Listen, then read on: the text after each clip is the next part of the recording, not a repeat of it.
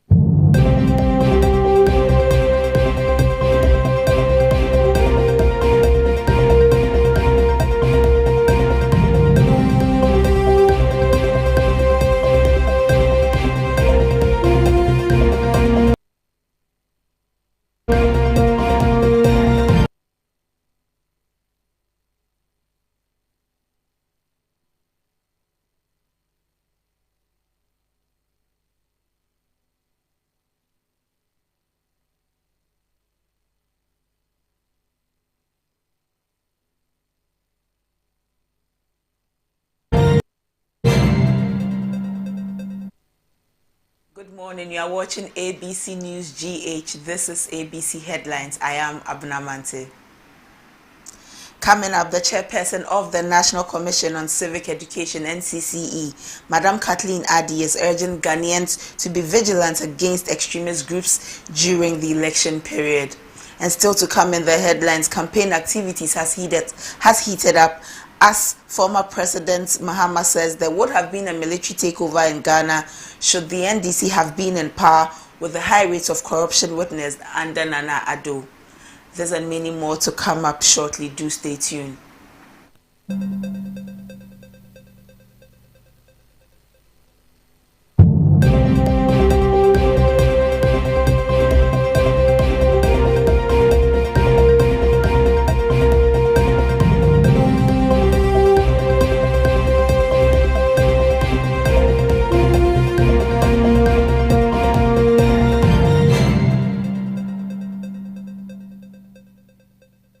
Thank you for staying with us. You are watching ABC Headlines. The flag bearer of the National Democratic Congress, John Mahama, has defended the party's decision against the Electoral Commission. The protest is in response to concerns raised by the NDC about the accuracy of the voters' register, which they believe could impact the fairness of the upcoming December 7 elections. Mr. Mahama, during a community engagement as part of his second phase of the Greater Accra Regional Tour, emphasized that the NDC's actions are aimed at safeguarding the integrity of the electoral process. When we raise issues about the electoral process, it's because we want the EC to set up and do his job so that all of us can have confidence in the electoral process. And the only way we can get the EC to do his job is to put pressure on the EC to do it. And that is why on the 17th of this month, that is next Tuesday, we're doing a demonstration to the EC office. And that demonstration is not only NDC, it is all Ghanaians who are willing to join the demonstration so that we go and tell EC to sit up and do its work properly so that we have a peaceful election. That's the purpose of that demonstration. So this is not like something new. People are behaving as if NDC is being troublesome by calling for an audit. It won't take more than 2 weeks to finish a proper audit of the register.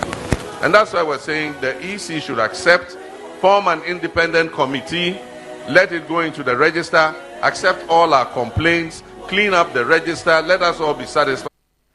Meanwhile, former President John Mahama says the military would have staged a coup if the NDC had supervised the corruption witnessed by the current Akufo-Addo Bawumia government. According to him, both civil society organizations and key stakeholders in the country have all gone quiet on the corruption under the current government, allowing them to continue to perpetuate corrupt acts.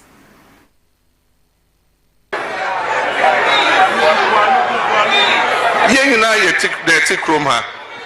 Ye wa sofu ha. Ye wa imam for ha. Ye wa ahim for ha. Ye wa civil society organizations for ha. And so NDC can according to say NDC yankwa and ye person.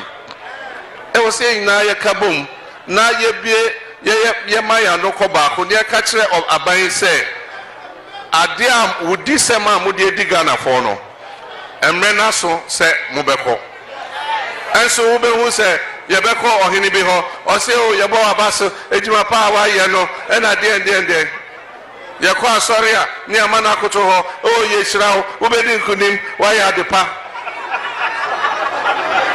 ezu oko bosom ha ni ehwehwe ensa egu abosom no so e ka se wa ya de ye bosom no be di wechi na we di nkunim biom aban fo we wo be di nkunim biom 777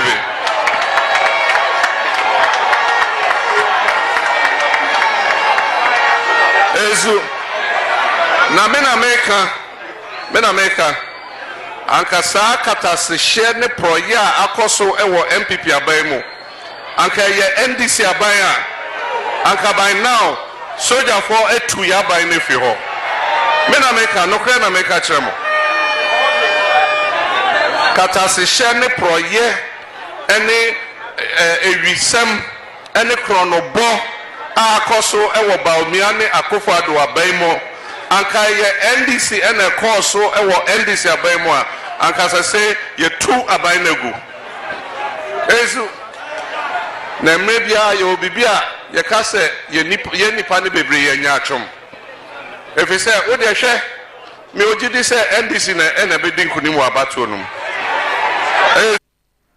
Still on the NDC, John Dramani Mahama, the flag bearer of the National Democratic Congress, has openly questioned the claim by Nana Akufo-Addo's administration that it has constructed over 12,000 kilometers of roads across the country. John Dramani Mahama, the flag bearer of the NDC, Mahama expressed skepticism about the accuracy of this figure, citing a lack of feasible evidence to substantiate the government's assertion.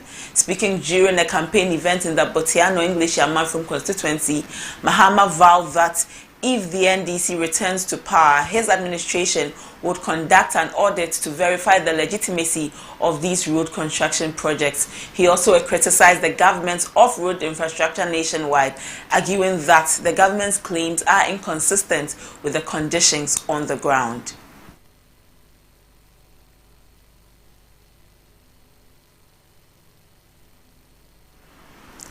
Away from the NDC and to the NPP, the running mate of the NPP, Dr. Matthew Opoku-Prempeh, has stated that anyone from the Ashanti region who votes for John Mahama and the NDC is a nation wrecker and doesn't consider the plight of the Ashantis. Addressing a crowd after a walk in Kumasi in the Ashanti region, the running mate for Dr. Bawumia bemoaned that the NDC hasn't done anything for the Ashantis and hence does not deserve any votes from them. He called on all voters within the region to rally behind the NPP and Dr. Bawumia on December 7, 2024.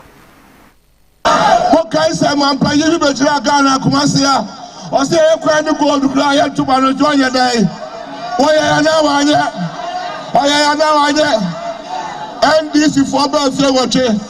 Ashanti region, Kwan, Obugu, National Health Insurance, on oblique computation buyer, and the work as Sepa, may catch them over Ashanti region. Now to Obama NDC, we are Mamma. Yes, sir, Brajuma, on tea, Ethiopia. Yes, sir, Becania, on tea, Ethiopia. And Yamuno, and Yanuno, we're digging in I can't Cassel's wedding, what 15. Okay, Simon, pay you better Ghana, Kumasia, or say a crane of gold to fly to join your day. On election-related matters, Chairperson of the National Commission on Civic Education NCCE, Kathleen Addy, believes that Ghana has the ability to conduct violence-free elections this year.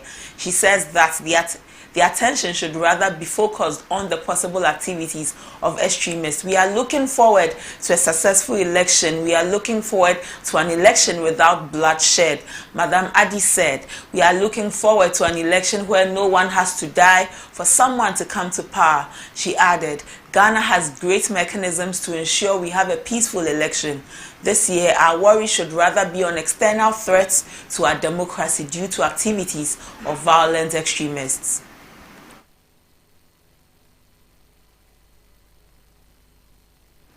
Away from elections, the Senior Staff Association of Universities of Ghana, SSAUOG, has announced a total nationwide strike commencing today, Monday, September 16, 2024, over the government's failure to address their demands for improved working conditions, despite numerous protests and negotiations. In a statement signed by the national chairman, George Ansong, on September 13, the association expressed frustration over the government's inability to fulfill previous agreements, highlighting several reasons. According to them, the government has failed to implement new rates for vehicle maintenance and related allowances, despite a prior arrangement. The statement also noted that the government has not released Tier 2 deductions to fund managers since January 2024 and has neglected to recalculate interest on Tier 2 funds from 2010 to 2016.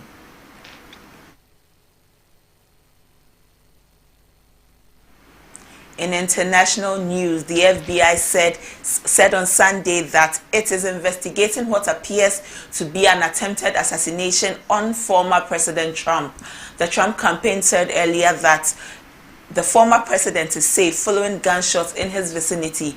President Trump is safe following gunshots in his vicinity. No further details at this time. Trump campaign spokesperson Stephen Chung said in a statement, a person has been detained in connection with an incident at Trump International Golf Club, according to a law enforcement source. Multiple sources said Secret Service fired at the suspect. Officials believe an armed individual intended to target Trump, according to sources briefed on the matter.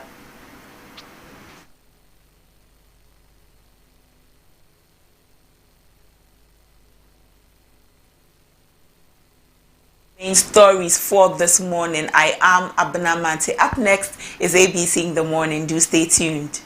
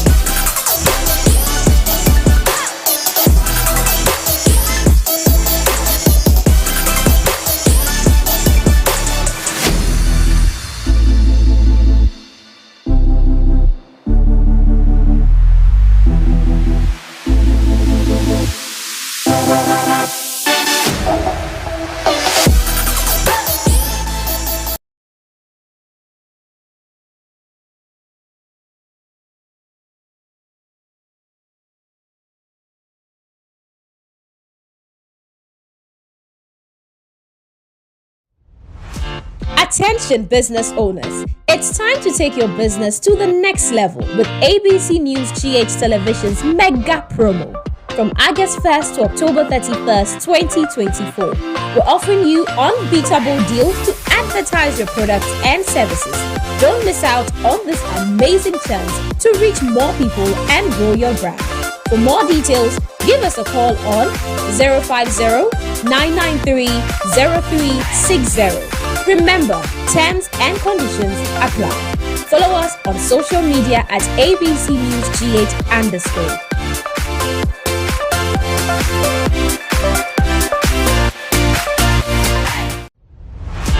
Attention business owners, it's time to take your business to the next level with ABC News GH Television's mega promo.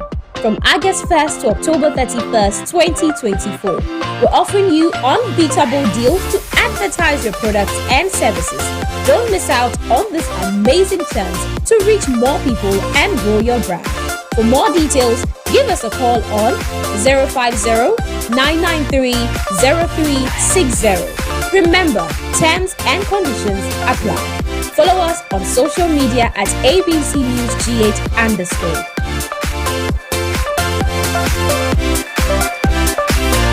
Best Inventor Ghana Season 3 is here. ScanBrain Limited, organizers of the Best Inventor Ghana, has opened registration for the third season of this innovative show.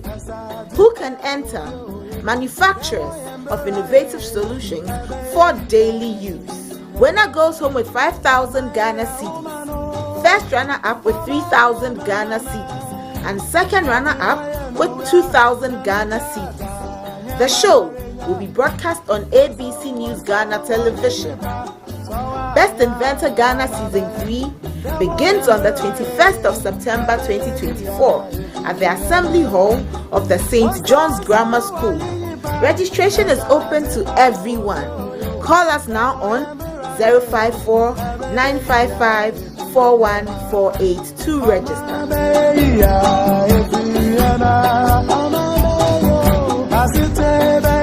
Best Inventor Ghana Season 3 is here. ScanBrain Limited, organizers of the Best Inventor Ghana, has opened registration for the third season of this innovative show. Who can enter? Manufacturers of innovative solutions for daily use. Winner goes home with 5,000 Ghana cedis. First runner-up with 3,000 Ghana cedis. And second runner-up with 2,000 Ghana cedis. The show will be broadcast on ABC News Ghana Television. Best Inventor Ghana Season 3 begins on the 21st of September 2024 at the Assembly Hall of the St. John's Grammar School. Registration is open to everyone. Call us now on 054-955-4148 to register.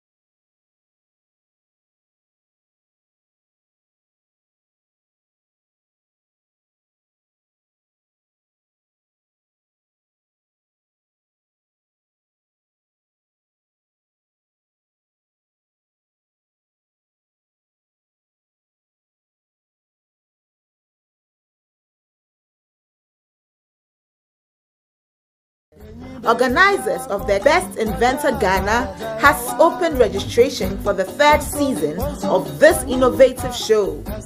Who can enter?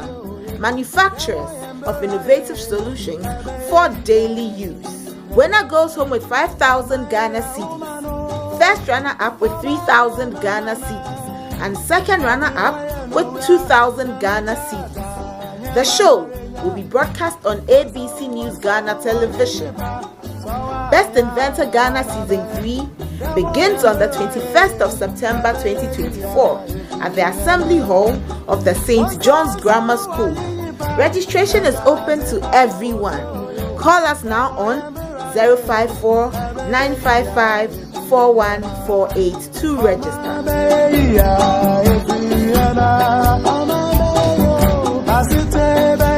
Best Inventor Ghana Season 3 is here. ScanBrain Limited, organizers of the Best Inventor Ghana, has opened registration for the 3rd season of this innovative show. Who can enter? Manufacturers.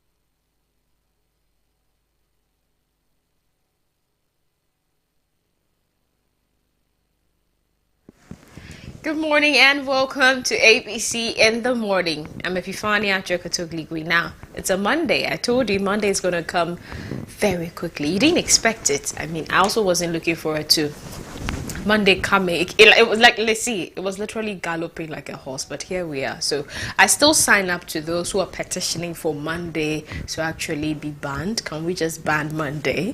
Well, you're welcome to ABC in the Morning. We have nothing but an insightful lineup of discussions that are basically going to guide you through the key issues for today. But before we do anything else, let's take our thought for the day.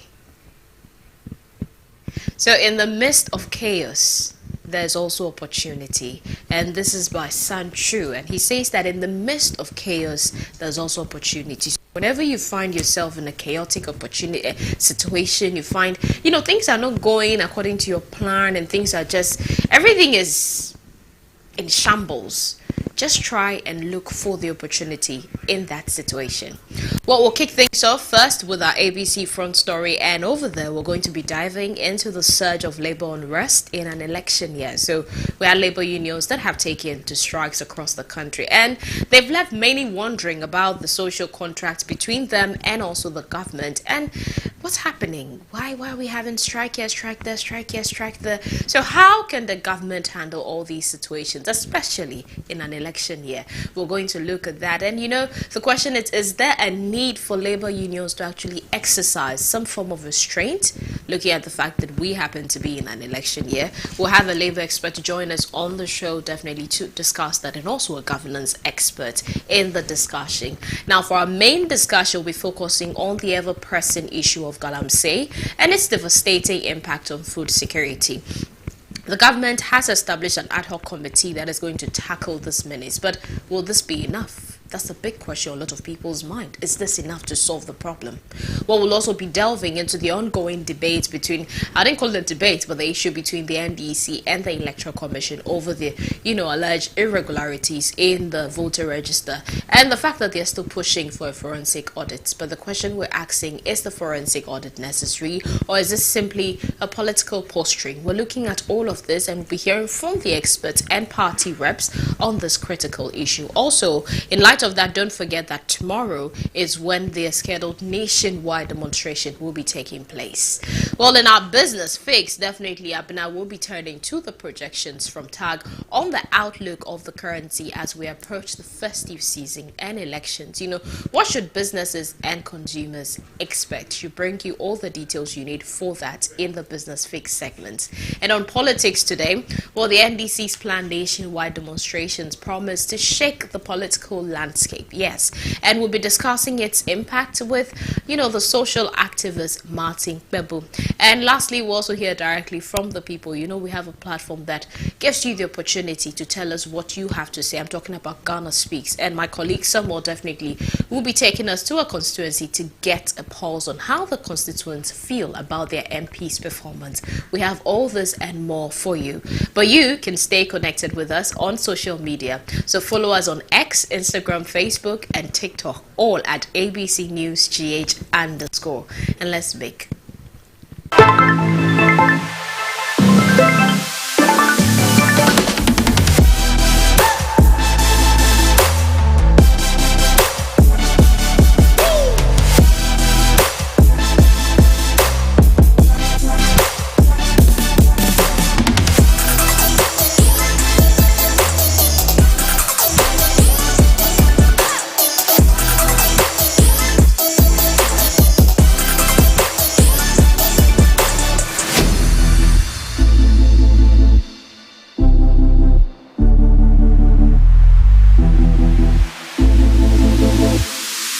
And also don't forget our WhatsApp line 050-993-0360. 050-993-0360 is definitely open for your thoughts on any of the issues. Also our birthday shout outs, and you can send the video. So please, we definitely would love to hear from you. If someone special is celebrating their birthday and you want to send them that wish, all of them see how important they are to you, send us a WhatsApp, send us the picture and send us the message, and we'll definitely wish them on your behalf. We'll be heading straight to start with our main issue. I'm talking about ABC Front Story.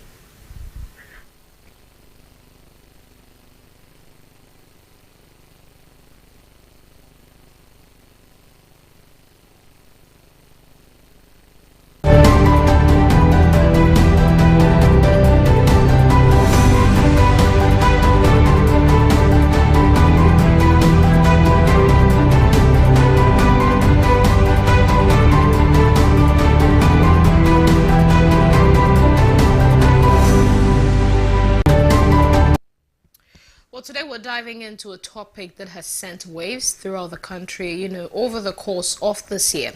We're talking about labor unrest and its far-reaching effects when it comes to both the government and our economy. But particularly, we're looking at this in the fact that we're in an election year. 2024 has actually seen a wave of strike actions across various sectors. We've had from education to healthcare to public administration. And labor unions have grown increasingly vocal when it comes to their dissatisfaction with the government, whether it's over their wages, whether it's the working conditions, or even the sale of public assets. We've seen that these strikes that has taken place this year have placed considerable strain on governance and also disrupted some critical sectors. Now, with elections just around the corner, it's happening in December, the timing of these strikes brings an added layer of complexity to what is an already tense political season, and we all know that. Let's take a moment to review some of the most significant strikes that we've actually witnessed this year. Basically, for those of you that are wondering, okay, what are some of the key strikes that we've actually looked at? So the organized labor, under the leadership of the Trades Union Congress, has actually threatened a nationwide strike over government's failure to address the Galamsey crisis. Now, this is a threat that is looming large as the 30th of September is quickly approaching. Then we also had a collation of about 10 unions, and for these 10 labor unions, they basically were joining the fight against the sale of the SSNIT hotel. So we had a coalition of 10 unions, and they were joining that demonstration.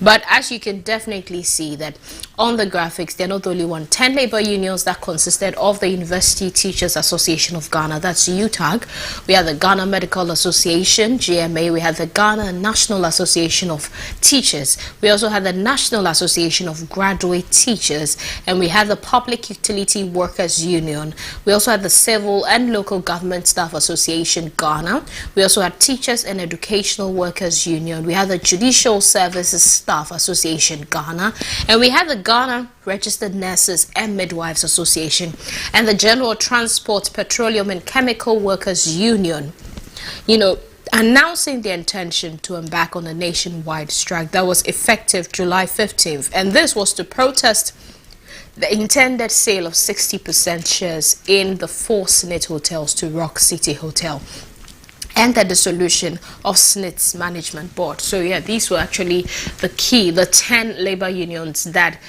took part in that strike, and this was actually earlier this year. So when you actually move from that, let's take a look. Also know that when all these strikes are happening, it actually does tend to send ripples, and also it cuts the flow of certain critical services. It cuts off the efficiency. Let's also not forget the strikes that happened by CLOSAG, the National Identification Authority, also the teacher unions that like NAT, NAGRAT, also they all protested delayed payments and poor working conditions. And these are just but a few of the examples that we've seen, and all these people have things they're calling for, reasons why they're embarking on strike. It always has to do with something, one thing or the other. Now for CLOSAG, as you can see on your screens, we had the Civil and Local Government Staff Association as they declared a nationwide strike on earlier this year, July 3rd, and this followed government's failure to implement a new salary structure for its members. Also, we had the unionized members of the National Identification Authority, and for them, they actually embarked on a strike on June 10th, and this was over poor working conditions. The union demanded better working conditions for their members. We also did have the Colleges of Education Teacher Association of Ghana, that's CTAG, and CTAG basically embarked on a strike on June 14th, and they protested the government's delay in implementing, their negotiated service conditions. So you can tell that it's like a party. They're all fighting for better working conditions, on paid dues, on paid wages, on paid salaries. There's always one thing or the other. And the big question that people are trying to find out is, okay, fine. With all the strikes, yes, this is not the first time they're going on strike. We see them this year alone. We've had CTAG on strike, and they're not the only people. We've had a lot of them going on strike. But the question is, we're in an election season. This is an already tense political atmosphere. Everything has been politically tuned. So all the winds that are blowing in are coming from a political point of view, and this is the time where everybody feels like, okay, let's try and ensure that no matter what happens, irrespective of what takes place, everything happens, everything is done, and everything leads us to a peaceful end. And that's what everybody's actually looking for. So when you have a lot of strikes happening there, happening here, happening there, today is on, tomorrow is up, today is on, tomorrow is off. And every time they strike, government comes, okay, fine, so let's sit, let's talk.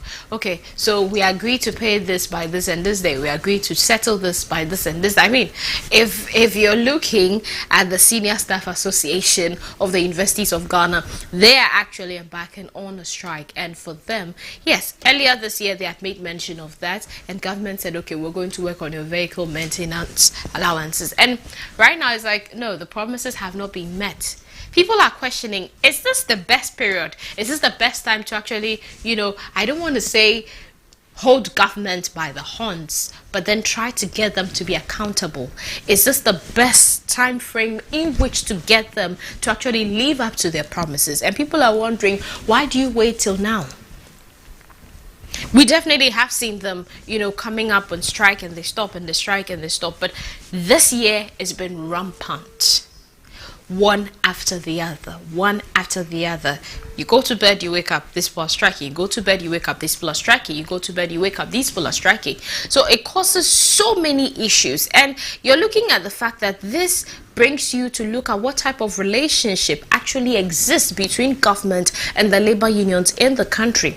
We definitely need to find not short-term, but long-term sustainable solutions. And this definitely has to go beyond just fulfilling the financial needs, because it's very, very important. I won't be doing this alone, though. We'll definitely be joined on the line by Mr. Austin Gambe. He happens to be a seasoned labor expert, and he is going to help us unpack all of these issues and give us insight into how the government can actually navigate this delicate situation, particularly the fact that we are in an election year. But before we go to Mr. Gambe, I just want us to continue looking at some of the strike actions that have taken place earlier this year by some labor unions. We also had the National Service personnel. And for the National Service personnel, they demanded a payment of overdue allowances, and they announced their decision to actually embark on the strike on July 3rd. Now, we also had the Tertiary Education Workers Union, TEWU. And then TEWU, for them, they embarked on a 2-week strike, which actually commenced on the 1st of February. And it was over non-payment of their vehicle maintenance allowances and other conditions of service. And we also had teacher unions. So for the teacher unions, we had the members of the National Association of Teachers, the National Association of Graduate Teachers. We also had the Coalition of Concerned Teachers Ghana, and they laid their working tools down, and this was following the Ministry of Education and the Ghana Education Services delay in addressing their conditions of service, despite negotiations, government's inability to complete the distribution of laptops to all the teachers. They've had constant changes of school calendar without recourse to negotiation with the respective teacher unions, as well as the blockage of teachers' salary by the OSP. So this was one of the reasons why they decided to embark. They actually embarked on the 2-week strike that started from 1st February. Now you've seen a long list of labor unions that actually have embarked on the line, and it's definitely not something that is very pleasant. We're in election year, we want peace, but if our labor unions in the country are always agitating over unpaid allowances, unpaid dues, poor working conditions, what kind of message is sending? It makes you question, it makes you ask yourself that what exactly is happening, and when they sit together with government at the tables, what do they discuss? Why is government not holding up its end of the bargain? Why do they always need to take to the streets? Why do they always need to put down their working tools before government decides that, okay, let's take a seat with you. We promise we'll do this, we promise to do that, but then we don't actually see it happening. What is stopping government from actually fulfilling their side of the bargain? Well, we also definitely have joining us on the line Dr. Fred Odro. He happens to be a governance expert. Good morning, sir. You're welcome to the show. Good morning. Well, I want to find out first and foremost, sir, from your perspective, from a governance perspective, how does the frequent labor unrest in election years reflect the state of government-labor relations in Ghana? Well, I think it reflects the state of government-labor relations in Ghana, because, as you know, the government has been in office for 4 years now, and the government has been Well, there's a tough one, but let's start from this point. Okay. Election year presents the best possible time for unions to agitate for want of better word, better conditions of service, as they would want to put it. Because When you say presents the best time, I mean, can you explain that? Yes, in an election year, the government in power is always vulnerable. They want to look good, and labor agitation can never be deemed as as good for any government in power. So government tends to be vulnerable in an election year. So when labor unions want anything, they are a lot more pushy in an election year than, say, immediately after election. I mean, immediately after election, every government is deemed to be on some form of honeymoon or the other, and you don't get to see people making demands. Sometimes even people would say, "Oh, you have just come, so we are prepared to allow you to settle before we begin to ask for certain things." But in an election year, the government in power is almost definitely seeking to come back to power, and they want to look good. So some of these things crop up so much during that period. And it's also the last opportunity for the labor union to actually be harder on the government, because they may have been negotiating over a period of time. They may not have reached agreements, and the government will be compelled during such periods to give in to some of their agitations rather than in another period. So it is no coincidence that we tend to see a lot more of the agitations during an election year. Okay, I just also want to find out, I mean, what role does government social contract with these labor unions play when it comes to maintaining sustainability, particularly during an election year? Because like you've made mention, I mean, they're vulnerable in this time. And so this is the best time for the labor unions to actually get what they want, or get them to be able to do what they promised that they would do for them. But what can we put in place to ensure that all these, today we're striking, tomorrow we're off, today we're striking, is actually kept when it comes to an election year? Well, the flip side of the coin is also that, you see, when we talk about social contracts, it is not only with labor that the government has a social contract, or even a contract, so to speak. The government of the day has a contract with the whole country. And if you look at our situation, it's unfortunate. I mean, successive governments have failed us with their emoluments. Their own emoluments seem to be very good. But that for labor, I mean, those who are working in the public sector seem to be woefully inadequate compared to what, they themselves are taking. What we used to call Article 70, those people are earning. So the first challenge we do have is that because politicians or people, political appointees seem to be getting substantially good,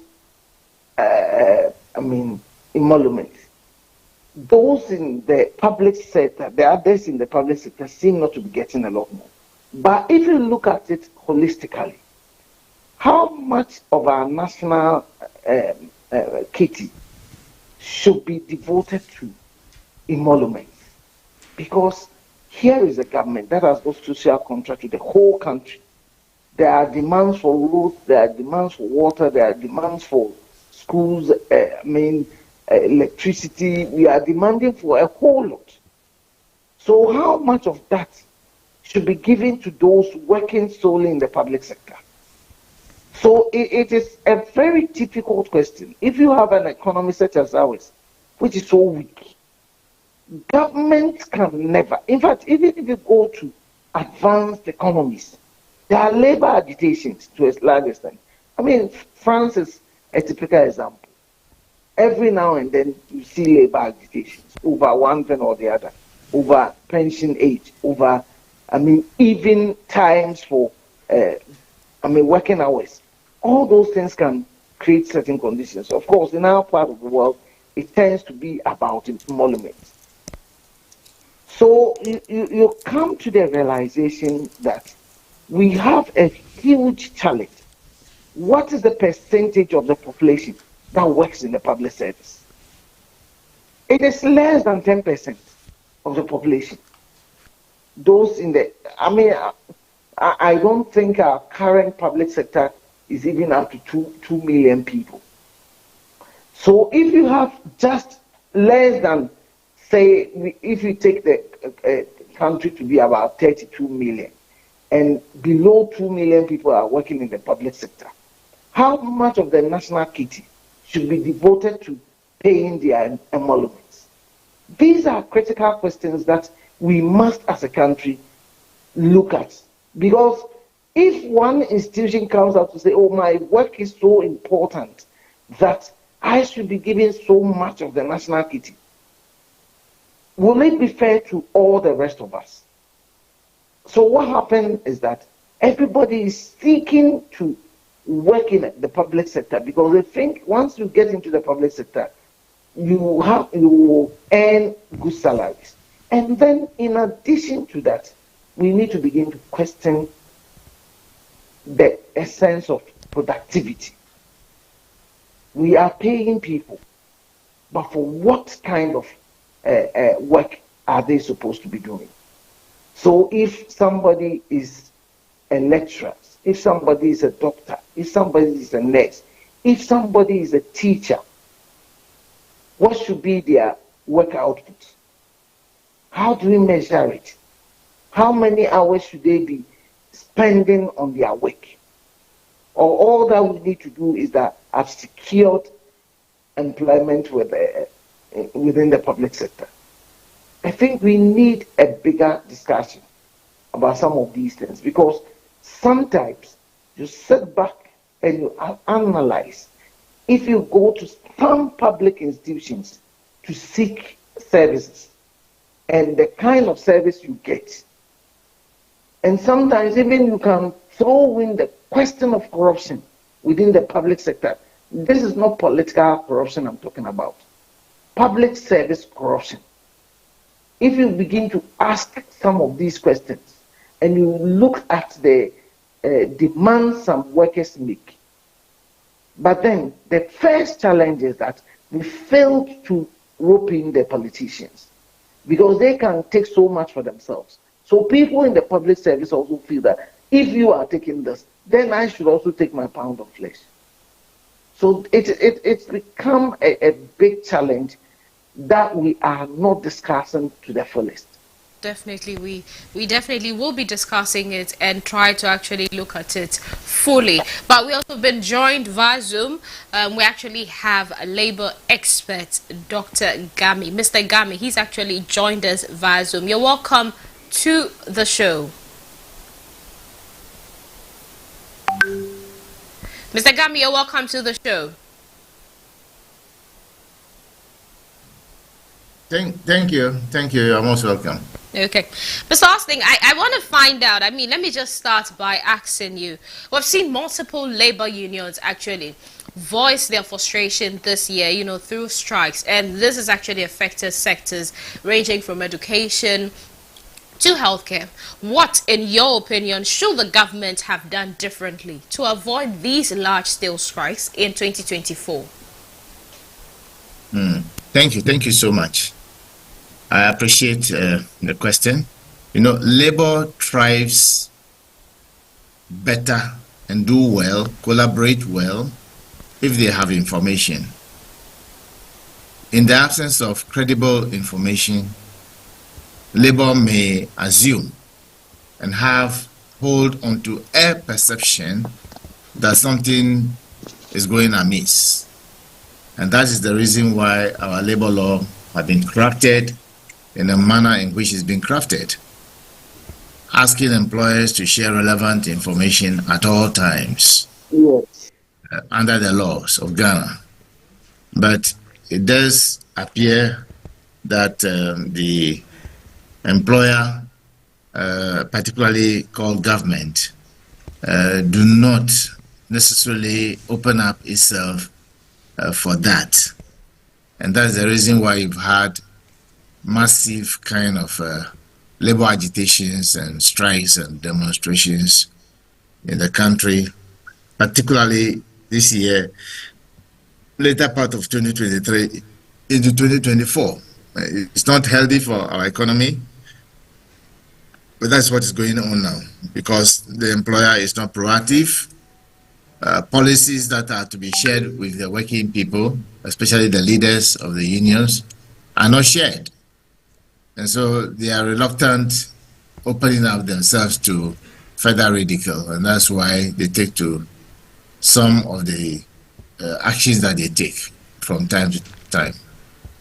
Okay, so if I get you clearly, Mr. Game, you're saying that because government is not opening up and actually sharing information which is needed, especially based on policies with these labor unions, this is what has led us to them striking. Yeah, the policies and strategies that government is not a world to its own. Government is supposed to be for the people and for the people. So it's about you providing only leadership, transparent leadership, integrity, impeccable integrity.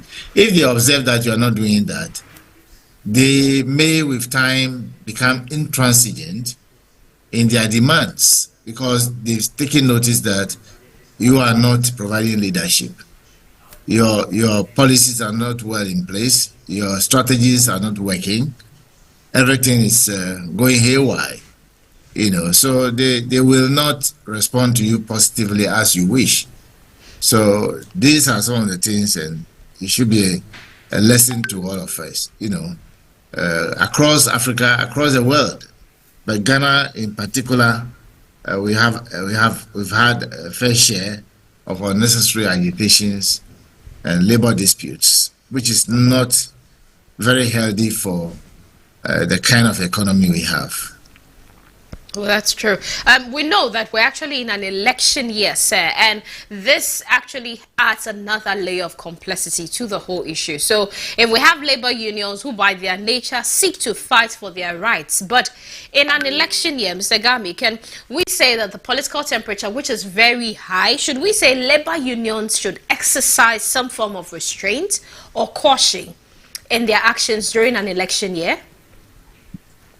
Well, your question sounds a bit strange to me because first year, second year, or third year, or fourth year is doesn't really matter. We are in election year. That's the reason why the onus lies on the leadership of the country to provide that kind of strong, leadership by adding value to what we have. We are not adding value. The present state of agitation is about welfare. It's about ensuring that people stay alive to even enjoy whatever stipends that they get. Mm-hmm. And so the kind of strike that is and demonstrations that are being called up by labor unions today in conjunction with civil society and fourth estate, it's all about not making maximum use of or the appropriate use of our forestry and water bodies, and that's what they're agitating for. And so it's not so much even about remuneration. It's about ensuring that our safety is guaranteed, So it's up to the employer to ensure that they are transparent, they are proactive, and they account for their stewardship. In the absence of that, you must expect them to, fight you headlong. Definitely, that's true. Now, finally, before I let you go, Mr. Gami, I want to find out what longer-term reforms, can be introduced to improve the labor relation landscape in Ghana so that we don't actually find ourselves in such situations. Yeah, it's about inclusion. It's about inclusivity. You know, any employer, both private and public, in the absence of inclusion, people will find themselves to be relevant. You know, Ghana is one of the places where inclusivity is completely absent. We are as if we let leaders to lord it over us. Leaders are supposed to provide credible services as outlined in the 1992 Constitution, Article 36, the Directive Principles of State Policy. Unfortunately, our governments and presently, we've not been able to provide that kind of inclusive, with an impeccable integrity of leadership, of providing policies and strategies that are workable and doable, and ensuring that the people are seen as an integral part of the governance architecture of the country. And once you don't do it that way, they will find a way of making themselves relevant. And that's what it is. So I pray that for now, it's almost over. We will have a new government come next year, January, whichever way. So that should be a lesson to them in advance. That nobody would, we've learned lessons, and nobody would like to tolerate the, and be applauding just because somebody is called president.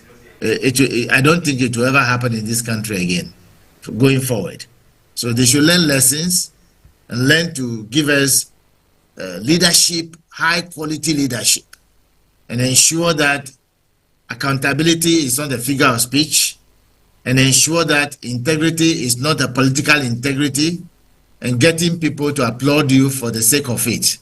I'm even surprised that people have people following them so far. Maybe they are high-level interested parties who have a share in the enterprise of being a political party. But otherwise, I don't think they are being fair to the citizens of Ghana. That's the problem. That's why the labor unions are a bit aggressive. Thank you so much for your time. We've actually been speaking to Mr. Austin Game. He happens to be a labor expert. And we've been discussing, the rampant increase, the increase in strikes, labor union strikes, especially this year, 2024. We've seen a lot of them. We actually looked at some of the ones that have taken place earlier this year. And as we speak currently, we actually have the Senior Staff Association, Universities of Ghana, and they actually have, on Friday, which was 13th September, they actually issued a presser which declared their intention of striking. And it says, I write on behalf of the National Executive Council to declare a total strike, all members of the Senior Staff Association, Universities of Ghana, inclusive, against the government on the 16th, which is today, 16th of September 2024. Now, for the reasons stated below, so the reasons why they're embarking on the strike today. For number one, you realize that the failure of government to pay the new rates of the vehicle maintenance and related allowances, even though an agreement has been reached. Now, the second reason for which they're striking is a failure of government to release their Tier 2 deductions to our fund managers since January 2024. And the third reason why they're striking today is the failure of government to recalculate the interest on their Tier 2 pension funds from 2010 to 2016. This has become necessary as a result of government's failure to meet the 16th September ultimatum. Therefore, it is hereby directed that all members and all member campuses adhere to the directive strictly. This was actually undersigned by George Angson. He happens to be the national chairman. So you understand why it's imperative and very important that we're looking at this issue. We actually earlier spoke to Dr. Fred Odu. He happens to be a governance expert, and he made mention of the fact that this is the best time. When we're trying to find out why during an election year, and he said this is the best time for them. And I think the same point was reiterated by Mr. Austin Gami. For him, though, it didn't matter whether the first year, second year, third year, or fourth year.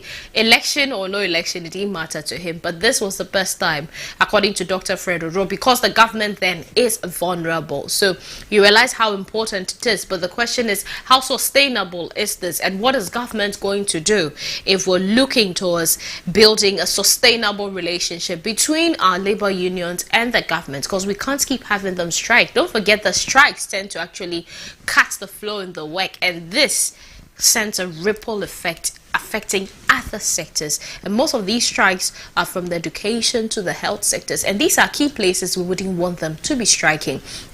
We know the strikes have always been a part of labor union. This is just a tool for the workers to demand their rights. However, if we're looking at the scale and the frequency of just this year's unrest, you can tell that they are unprecedented and the stakes are actually higher, especially because we're in an election year. The question, though, remains, can government find a solution that satisfies both the workers and the political landscape, or are we in for more strikes that will disrupt public services even further? Well, this has been Front Story here on ABC in the morning. You're still watching the show. We're moving away from all those key places and heading straight to find out what is trending when it comes to the world of social media.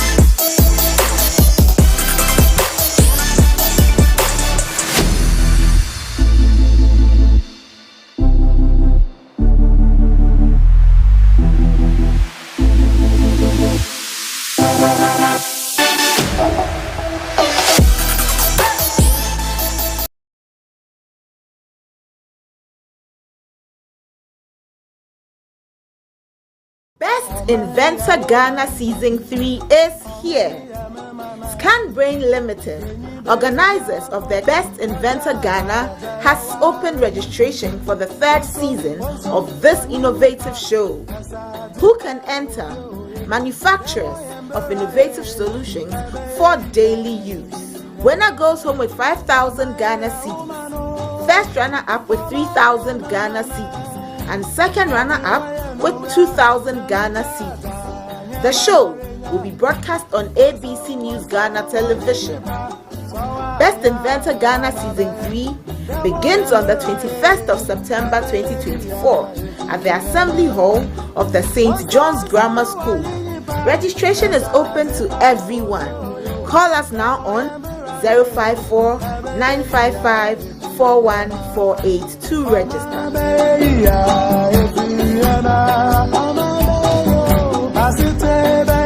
Best Inventor Ghana Season 3 is here.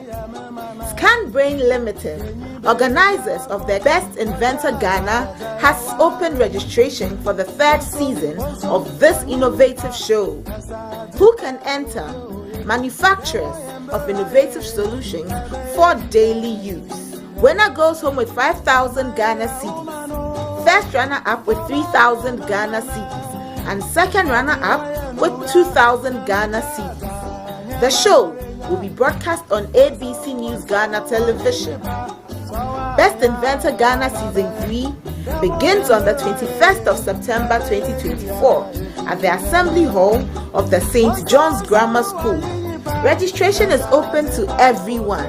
Call us now on 054 955 4148 to register.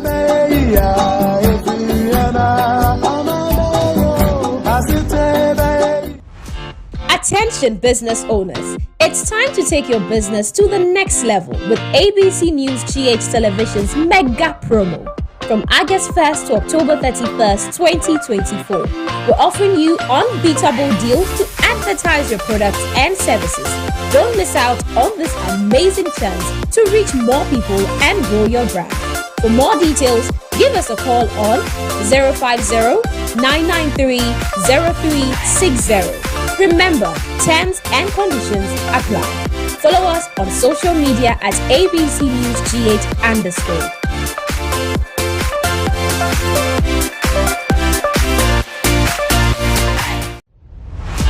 Attention business owners, it's time to take your business to the next level with ABC News GH Television's mega promo. From August 1st to October 31st, 2024, we're offering you unbeatable deals to advertise your products and services. Don't miss out on this amazing chance to reach more people and grow your brand. For more details, give us a call on 050-993-0360. Remember, terms and conditions apply. Follow us on social media at ABC News GH_.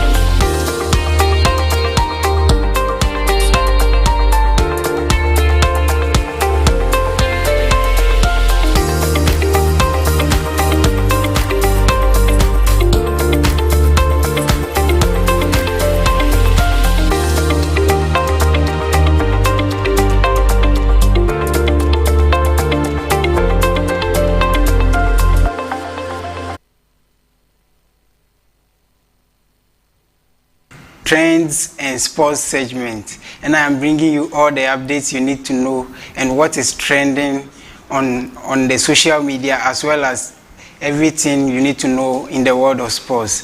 Let's get straight into the trends that we have for today. So today we have John Mahama trending, the NPP trending, Asante's trending, and also Ship Dealer also trending. So the Ship Dealer is a pundit who is always present on Pure Sports every Friday, and his main role is to entertain viewers during Fridays on the show. And yesterday, Ship Dealer tied the knot, as in he got married yesterday. And since he's been an active commentator of people getting married and also attacking his co-pundits on the show, and yesterday he had the wedding. People have had things to say about his wedding. So let's see what Sadiq Adams is saying. So Sadiq Adams says, the Prince of British Ship Dealer weds Ashanti princess with gold ring. And someone came to say, congratulations to the ship dealer, the richest man in the world. And also we have Bio Foster. Bio said, ship dealer ties the knot. We are dead this week on radio, with a laughing emoji. And also, Tum Tum also said, ship dealer is off the market. Congratulations to the richest man in the world. That is richest to the richest. He usually says that thing. And we also have Wilberforce saying, no console men invited. Console men in an inverted comma. He said, congratulations to the only ship dealer Ghana is blessed with. Oliver Khan, we wish you all the best. Happy marriage life. And we also have Shiny Creations. Shiny is saying, Ghana's richest man alive. Ship dealer tied the knot in grand style. Watch the video closely. You will see King Charles sitting there. So he mentioning King Charles basically means ship dealer says King Charles is his junior brother and his mom is the late Queen Elizabeth. And since he's getting married, there was the need for his brother to also be present. And also we have John Mahama trending. John Mahama is trending because he made a comment when he was campaigning in one of the regions in Ghana. He says the NPP is trying to gain all the trust of our religious and traditional leaders, which is not the way it should be. So our traditional leaders should be unbiased. And people have come to comment on those things. Also, the NPP is trending. And they are trending because over the weekend, the NPP had a health walk in the Ashanti region. And that is why they are trending together with the Asantes. So they are trending because of the crowd they pulled and also the number of people that were present and the things that they said. So that brings us to the end of trends. Now let's move straight into the world of sports. So today in sports, we have Accra House of Folk, which pressure is mounting on them after successive defeats against Pangdo Heart of Lions and also Basaki Holy Stars. So Heart of Lions handed House of Folk a 2-0 defeat, piling pressure on head coach Abubakar Ouattara as the Phobians continue their poor start to the Ghana Premier League season. Following a shock loss in their season opener against Basaki Holy Stars, all eyes were on Ouattara to inspire a turnaround. However, House of Folk suffered another setback, this time against Heart of Lions in Pando, with Lions head coach Bashir Hayford suspended. They still put on a strong performance, and the deadlock was broken in the 83rd minute when Nana Opong gave Lions the lead. Moments later, Ishmael Ado also sealed the victory with a second goal, leaving Hearts with no chance of recovery. This marks the first time since 2009 that House of Folk has lost their opening 2 matches in the Ghanaian Premier League. And with pressure mounting on Ouattara's future, the team has come under serious scrutiny, and also fans are expecting a bounce back from the poor start of the season. Now let's move straight into CAF, where Ghanaian giants FC Samates, our league winners, and Nsuatreman had their fair share of our CAF Continental matches, that is the CAF Champions League and CAF Confederations Cup. So FC Samatex 1996 drew 2-2 with Raja Casablanca in the first leg of their CAF Champions League second round tie at the Accra Sports Stadium. Raja took the lead in the 20th minute, but Samatex equalized through Francis Gentua and went ahead with a goal from Michael Epson before the end of first half. Mohamed Bulaskot equalized for Raja in the second half, leaving the match tied, and now Samatex needs a win in the return leg in Morocco to advance to the group stages of the competition. Meanwhile, Nsoatreman FC lost a 2-0 to Algerian club CS Constantine in the first leg of the CAF Confederations Cup second preliminary round at the Accra Sports Stadium on Saturday. Zakaria Bencha scored a brace for Constantine in the first half. Despite a stronger second half performance from Nsoatreman, they couldn't find the net. Now, Nsoatreman faced the challenge of overturning the 2-goal deficit in the return leg in Algeria to keep their Champions CAF Confederations Cup hopes alive. And that is the end of sports for today and trends for today too. We will hand over to our colleague for Tech Trick and other updates that we need to know.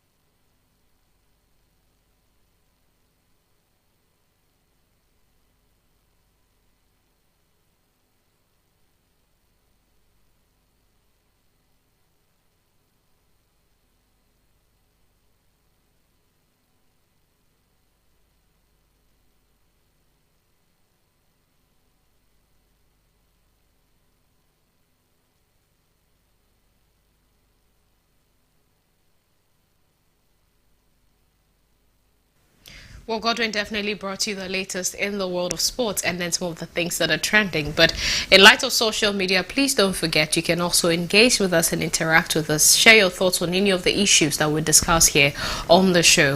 ABC News GH _ on all platforms. Moving away from sports and trends, we're heading straight to look at some of the important tips you need when it comes to the world of technology. I'm talking about Tech Trip.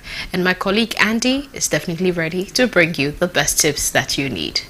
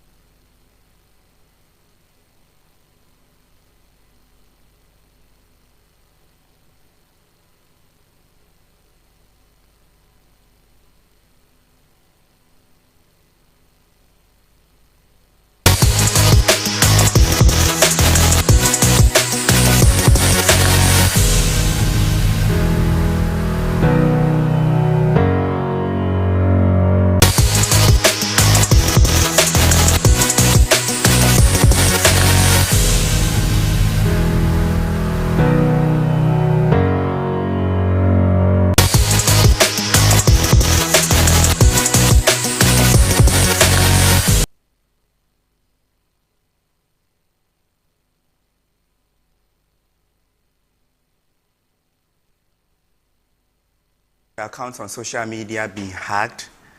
Today on Tech Trick, that's what we'll be doing. And in the ABC in the morning, right here on Tech Trick, we'll be giving you some 5 tips to help you manage and create a strong password. Most of the times, people create social media accounts either on Facebook, Instagram, and in no time, 1 month or even less than 1 month, the account gets hacked and they lose their account. But right here in ABC in the morning on Tech Trick, we'll be giving you 5 tips to be able to manage and create a strong password so that nobody will get to hack your account. So the first one is use a password manager. If you are one that won't be able to put words together, letters together, punctuations or even alphabet to be able to mix them and have a strong password, you are at ease to be able to use a password manager.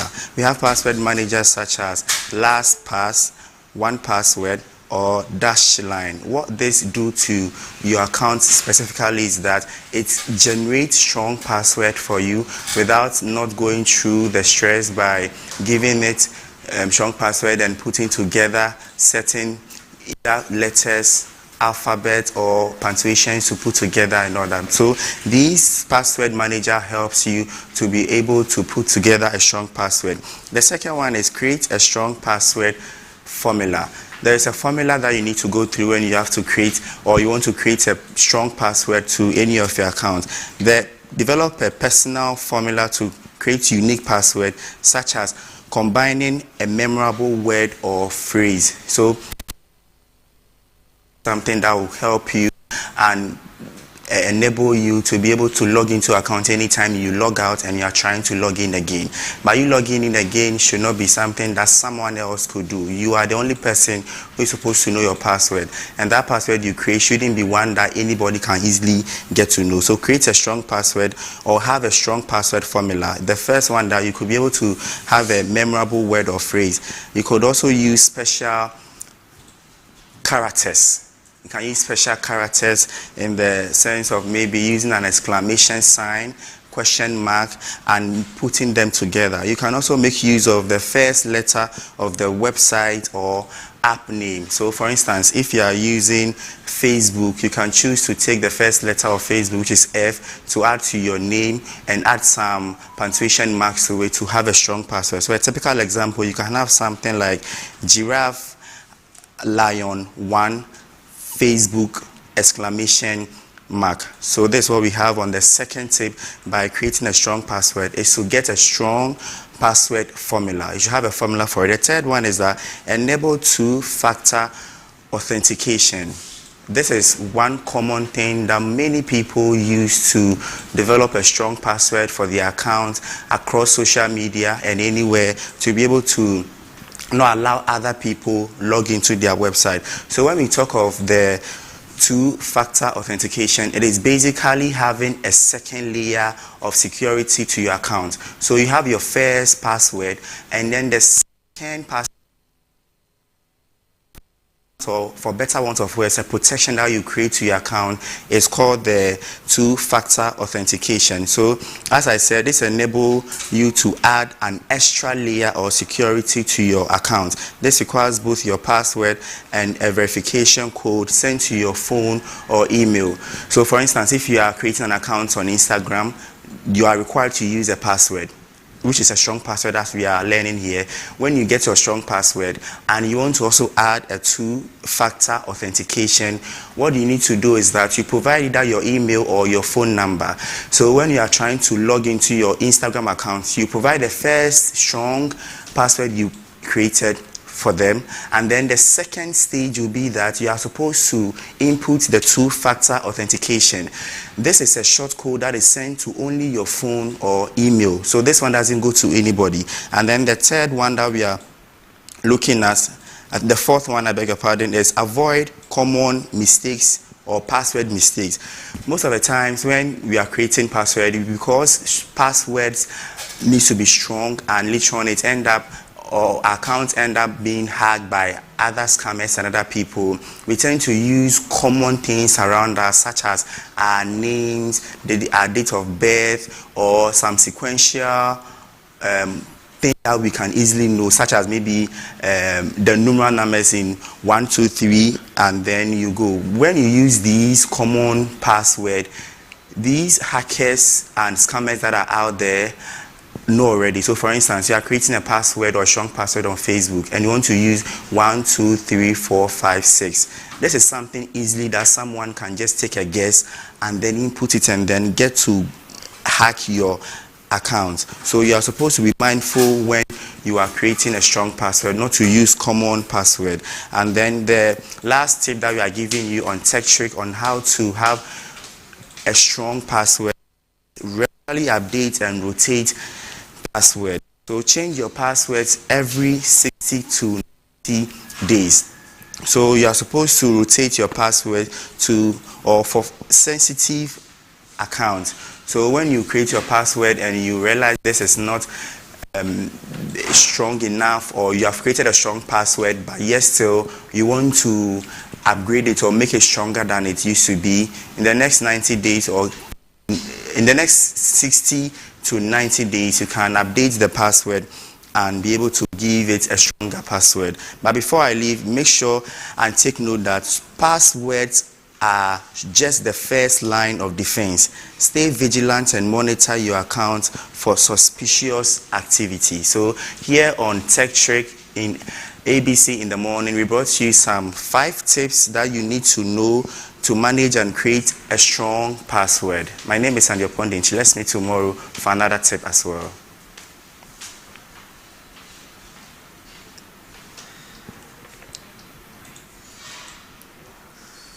Well, thank you so much, Andy. I hope you took note of that, please. For those of you, some people don't in fact, you don't remember your password. And sometimes you have about 4 different email accounts. It's not because you need all the 4. It's simply because you don't remember the password to the first one. And then you forgot the password for the second one. And then the third. So basically, the question is, are you going to keep creating new emails? But please take the tips that Andy has shared so that it will be easier for you. We're moving away from Tech Trip and into straight to the world of business, and Abna is definitely bringing you the latest that you need to know.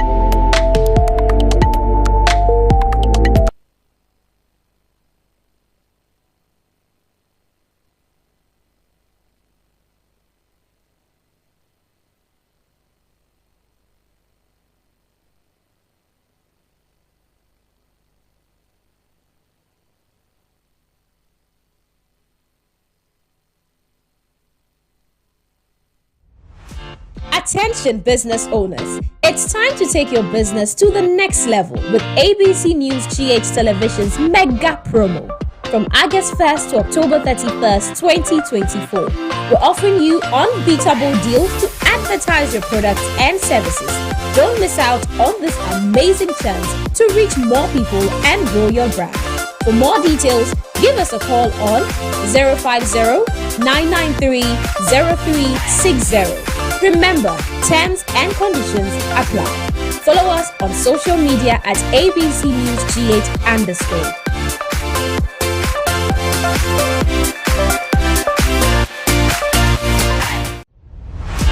Attention business owners, it's time to take your business to the next level with ABC News GH Television's mega promo. From August 1st to October 31st, 2024, we're offering you unbeatable deals to advertise your products and services. Don't miss out on this amazing chance to reach more people and grow your brand.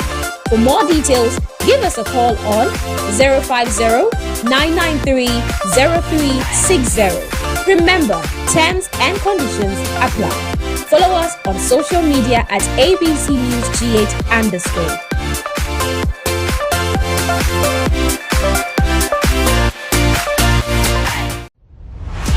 Attention business owners. Inventor Ghana Season 3 is here. ScanBrain Limited, organizers of the Best Inventor Ghana, has opened registration for the 3rd season of this innovative show. Who can enter? Manufacturers of innovative solutions for daily use. Winner goes home with 5,000 Ghana cedis. First runner-up with 3,000 Ghana cedis. And second runner-up with 2,000 Ghana cedis. The show will be broadcast on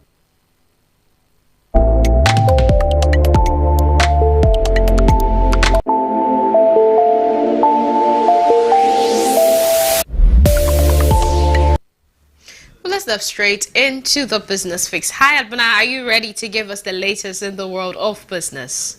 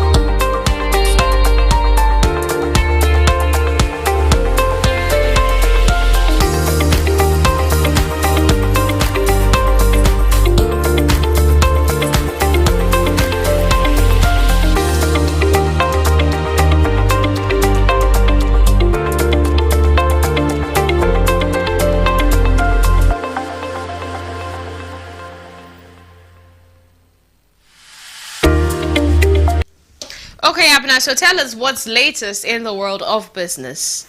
Well, Epiphania, over the past few days, the conversation has been about the CD, and then about the festive period. You know, we've been having the conversation about what to expect as we inch closer to the elections and especially the festive period.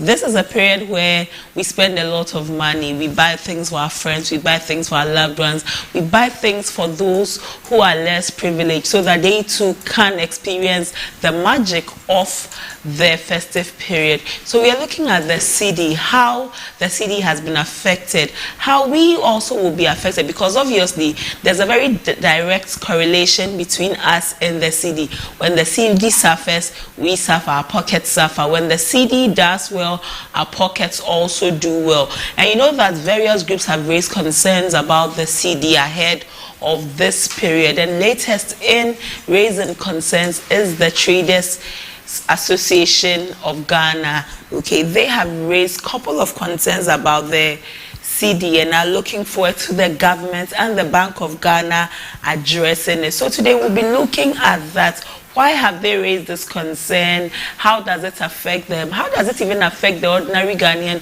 who goes to the market to buy ABCD?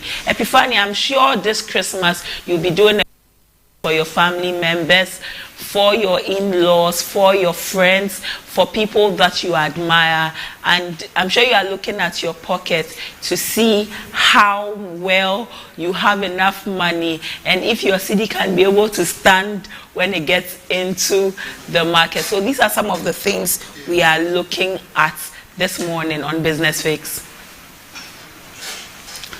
Joining us on the line this morning is the president for the Trades Advocacy Group Ghana. He is Kwadwo Amoateng. We'll be talking to Kwadwo about the press release that his group have released ahead of the Christmas. They are talking about the CD depreciation. They have raised an alarm over the CD's depreciation and the potential price hikes that we will face because of the depreciation of the CD. Kwadwo Amoateng's Trades Advocacy Group Ghana have said that the CD is depreciating very rapidly, and they say that we are not able to compete against the US dollar and other foreign currencies, and they've highlighted that because of this it affects imports and do anything about it. This is going to have a rippling effect, especially on consumers. So we'll be talking to Kwadwo about this to get more insights about why the Trades Advocacy Group Ghana is talking about the CD this much. Good morning, Kwadwo. Good morning, my dear. Thank you for joining us this morning on Business Fix. Oh, it's a pleasure. Kwadwo, your group have released a press statement and they are bemoaning the depreciation of the CD. Why do you come from that angle? Well, let me say a very good morning to your cherished listeners. Yes, indeed, we released a statement last week concerning the CD depreciation. And from your preamble, you got it right, because it is not only the traders who are suffering.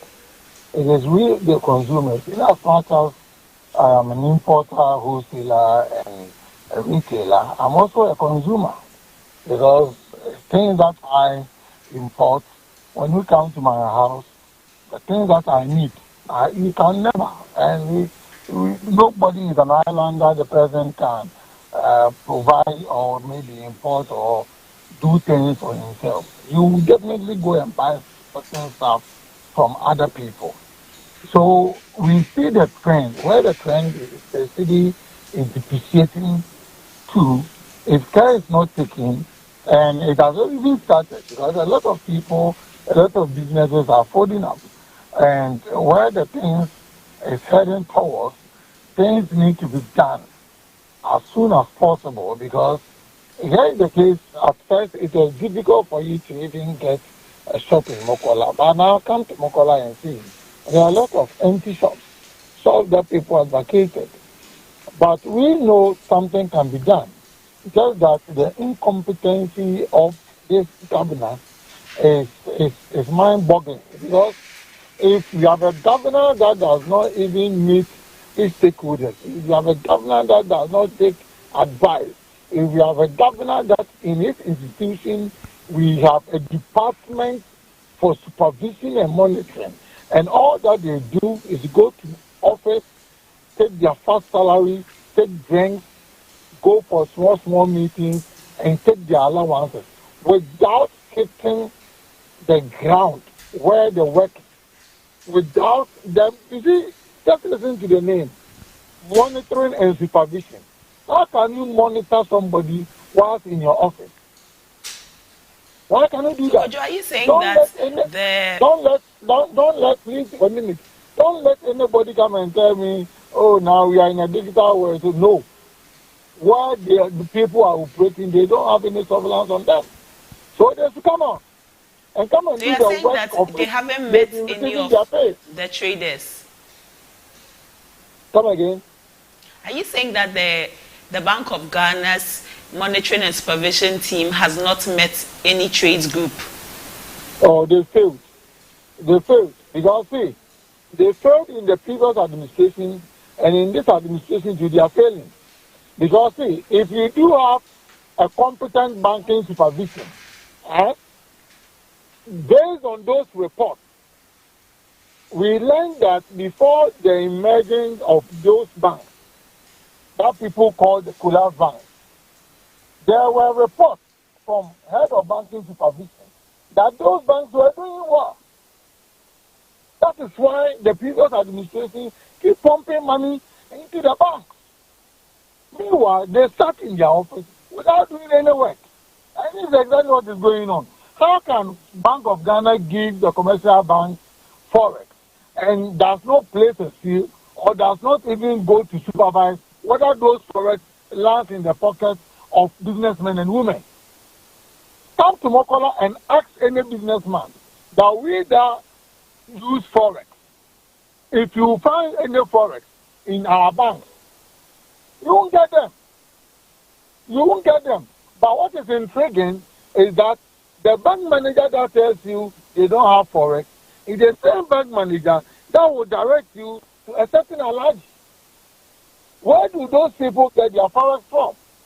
So if you have efficient banking supervision, they will go to the commercial bank and find out where those forex are landed to. How can you give the commercial bank's money or forex without placing a seal? Let's say you're giving the commercial bank 15 cedis to $1. You should place a seal that, hey, you cannot go beyond selling it 15.5. But you just give the money, the forex to them, and allow them to sell it as when they want, and as high as they want, and to whom that they want. So you see, we are not helping the institution of which we get our daily bread from. Bank of Ghana, the Department of Monitoring and Supervision, they have failed woefully, and it beats our imagination that they take their position.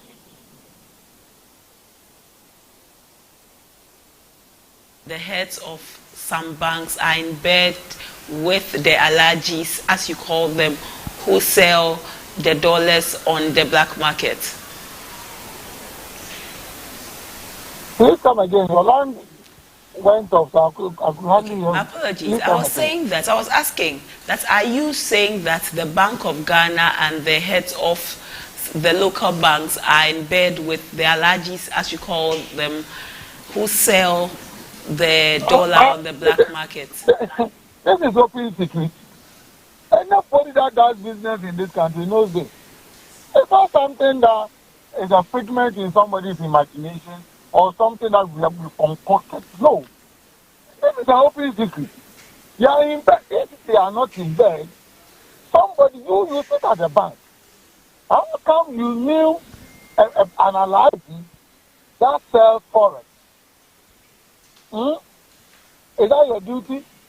You, the manager that is telling me you don't have forex, it is you who is directing me, not to a different branch, not to a different bank, but a certain allergy.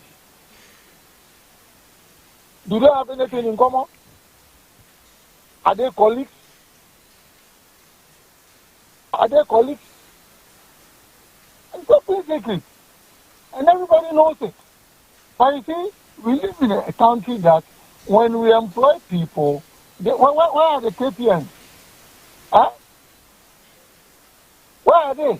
We employ people, this is your position, this is your car, this is your house. The performance index, where are they? Where are they? Are they giving them any performance index? Have they been given any targets? The answer is big no. Whether the person does the job or he fails to do it, I don't know the man. The money will come. The salary will hit his account.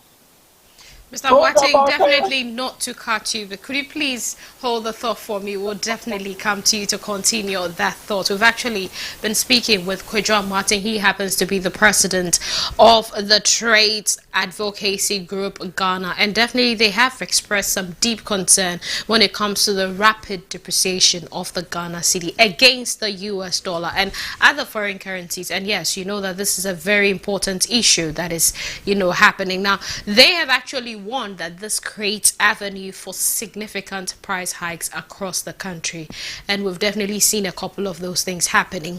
Now, in a statement that they released on September 11th, 2024, TAG actually highlighted the severe economic implications of the cedi's downward spiral, and we've actually seen the exchange rate plummet from 14 Ghana cedi to 16 Ghana cedi to a dollar in a short period. And if we're looking at the projections that have been put out, if we're not careful, it could actually reach 20 Ghana cedi to a dollar by December 2024.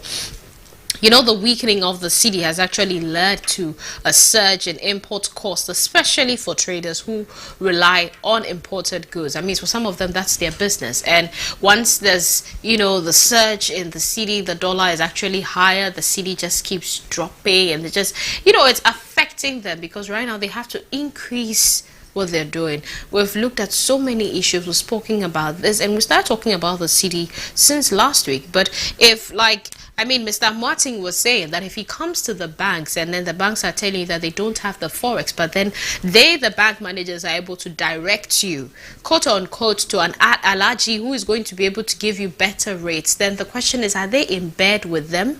Is it creating more like a business avenue for them? What exactly is happening? Are we looking at stabilizing our banking sector? What are we doing to actually keep us afloat? Because at this rate, yes, this is creating business avenues, especially if you're looking at the black markets. Everybody likes to go there because there they actually get the best rates when they're actually swapping the money. Well, my colleague Abna definitely is back and ready to still take the lead in the business phase. Abna. Mr. Amoateng.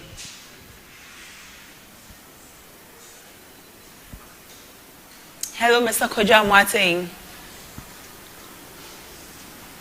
We'll come back when we establish contact with Mr. Kojo Amoateng. Everything you have said is basically the discussion we've been having with Mr. Amoateng on the cedi. They actually have projected that by December, the cedi should reach 20 cedis to a dollar, and this will not bode well for our economy or for consumers and even for the retailers and the distributors. So we'll be having more of the conversation with Mr. Amoateng. Mr. Kojo Amoateng, you're welcome back. Thank you. Thank you for your patience, sir. So away from the conversation about the leadership of the banks and the Bank of Ghana seemingly being in bed with the black market people, let's look at what it does for the consumer. In your press release, you mentioned that if the burden of this cedi to dollar is too much on the retailers, is too much on the traders, you would have you have no option but to offload the burden on the consumer. How sustainable is this? Well, let me say, definitely we have no other option. And bear in mind, traders are not for the Christmas. If you live in a country that you borrow at the interest rate of about 35, 38%, and your CD to dollar is 64 now, go to our port. The kind of duties that we are paying, everything is pegged to the dollar. And every smart businessman will not come and say at a loss. That is why I say you got your preamble right, but everybody should bear in mind that no trader is a Father Christmas.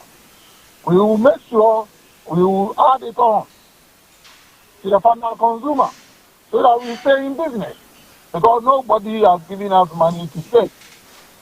So we cannot go and borrow money. Onto the consumer is also burdened so much so that the consumer is sinking. At a point, the consumer will not have money to come and buy from you anymore. So, like me, that I do footwear, if you don't have money to come and buy from me, then you join a fake meeting that maybe they don't wear shoes. So you can go without shoes, barefooted. Okay, Dr. Martin, you are relying on the fact that these are essentials that we need. So even if you pilot on us, we will still have to come. We'll have no option but to come. Oh, you don't have any option. Like, let's say you have a relative. Hello, Mr. Martin.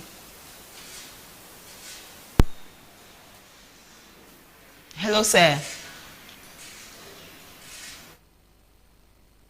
Have lost Mr. Martin. We will try to establish contact again, but he has said that if the burden gets too much, if they are unable to show that, they have no option but to roll it over onto the consumer. And obviously, most of the things we buy are essentials that we need. You cannot go without the essentials. So you, the consumer, will also have no option but to find. Mr. Martin, you're welcome back. Thank you, Abraham. Say, as you were. Yes, so as I was saying, it's better for you to get some of the products and let's say the prices are a bit high than you not getting it. Let's say a relative of you or maybe somebody is sick and the person you have a prescription about 20,000. It's better to have those medications here and it's quite a little bit expensive than you not having it. You get it. So, as we are talking about it, it's something that worries us. Because if I sit at my shop and people keep coming and the way these people will beg you, as if you have intentionally raised the prices. That's the main reason why we are talking about it. And secondly, we also being consumers. Had it not been that, we will just keep quiet and do the other thing. So, it is not our fault. And we don't take delight in maybe raising our prices or maybe adding on. So you don't take delight in it because even if when we are doing that, it goes against us because the purchasing power of a Ghanaian becomes small. So sales goes down. I am telling you, when I used to sell my shoes 250 Ghana cedis, I was getting more profit than now that I'm selling 600 Ghana cedis. Because how many people can afford? Mr. Watson, that is more than 50% increase in the price. No, I just mentioned how much I was selling, but I haven't mentioned the CD to dollar by then. When the CD to dollar was 4.3, I was selling at 280, 300. And now it's 16.4. So if you even do the percentages, I should be selling around 1,100. Do the calculation. Which is not sustainable. If I'm selling 300 cedis when the dollar was 4.3, so times 2 will be 8.6. Then if you go 600, then you add another 4.3. It goes around 11 or let's say 12.2. So I also add 900. So by now I should be selling about 1,000. But I'm still 600. So you can see that I am even eating into my capital. So the kind of sacrifices that traders are sacrificing, I tell you, you have no idea. You have no idea the sacrifices being made by the Ghanaian trader. And now our capital are depleting. I'm telling you, I'm being honest with you. Come to the market.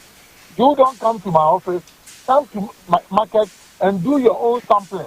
And you will see the kind of frustration that traders are going through. Mr. Martin, experts have suggested that we move away from importation to production, manufacturing here in Ghana in the bid to stabilize the city, because our over-reliance on on exportation is causing this. I will not let you land on this question, because we've heard it, and it's a lazy way of addressing this issue. Mention to me one country in this planet that do not do import. Tell me. Tell me one country that do not do import. And even those manufacturers, those factories, manufacturers, 80% of their raw materials are being imported. 80% of their raw materials are imported. So you see, they should stop this lazy way of tackling this issue that we should move away. It's over dependent. We are importing too much. Come on. When the government said it is doing one district, one factory, we told the government, yes, it's a great policy, but if you want to do one district, one factory, before this one will achieve its purpose, let's start from products that they will get 100% raw material or even 80% raw material from Ghana. That is why a coffee juice is progressive. But if you go and establish a cable factory here, and you are importing 90% of your raw material, what are you doing? Are you doing import or are you not doing import? Are you doing import or you are not doing import? So you see, we don't want to hear that. Okay, so now that importation has become too expensive, why just well, because what the dollar is, but just goods that are imported is far cheaper than locally manufactured goods. Why? By now they should be jubilating. It tells you the problem is not what they go around talking about. The main problem is the taxes and high tariffs that we are paying. And as I speak to you, my association, we have members that also have their factories here. We have members that also have their factories.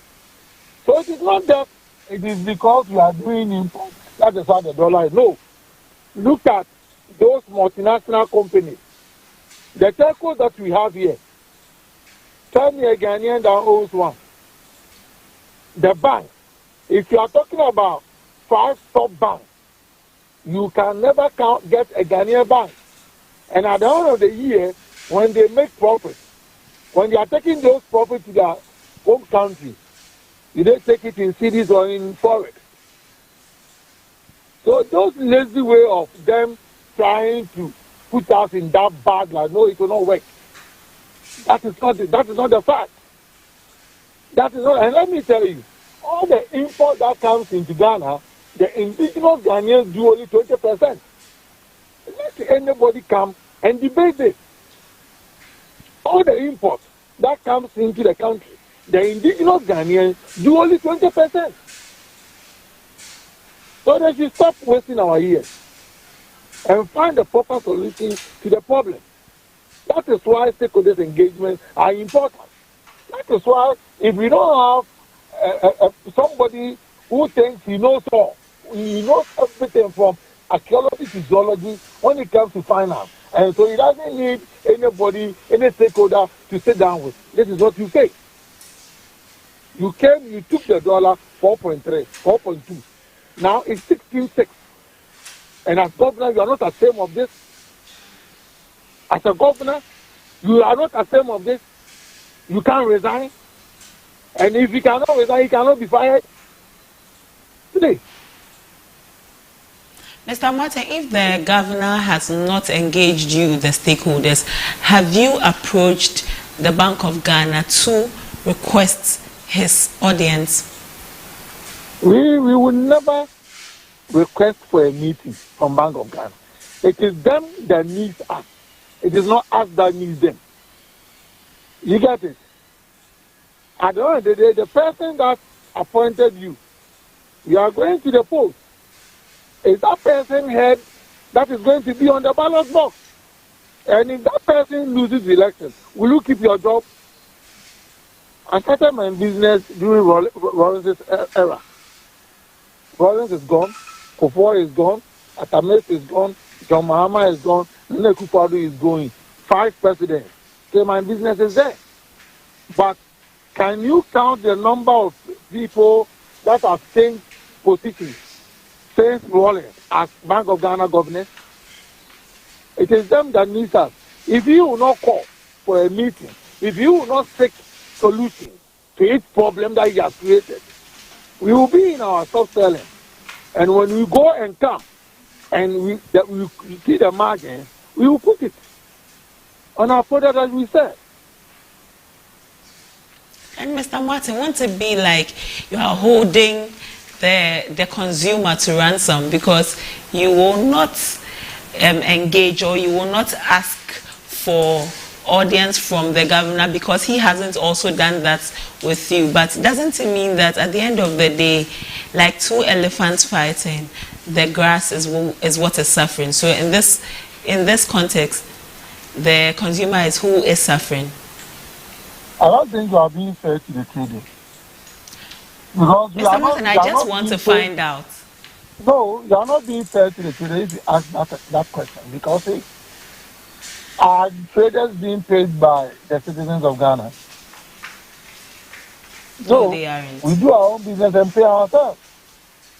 So this is not 2 elephant fighting, it's 1 elephant fighting. So you that you've been employed, being paid by the taxpayers' money, if you think you are too big, so traders are not your level, they are not your co-equal, for you to sit down and brainstorm and find solutions to the problem that you have created yourself, you think the trader should leave his shop, come chasing you for a meeting? Traders Advocacy Group, we are far better than that. And we will set our corner.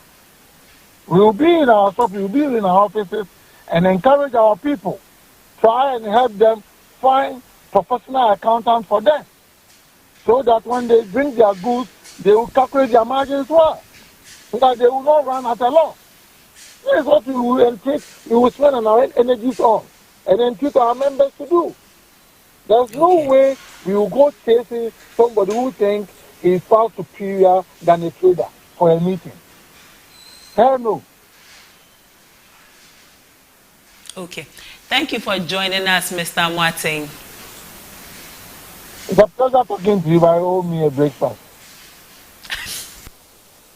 That was Mr. Kojo Martin of the Trades Advocacy Group Ghana. And he's thrown more light on why his group is agitating about the free fall, the plummeting of the Ghana cedi. Epiphania, this is what I have brought to you on Business Fix this Monday morning.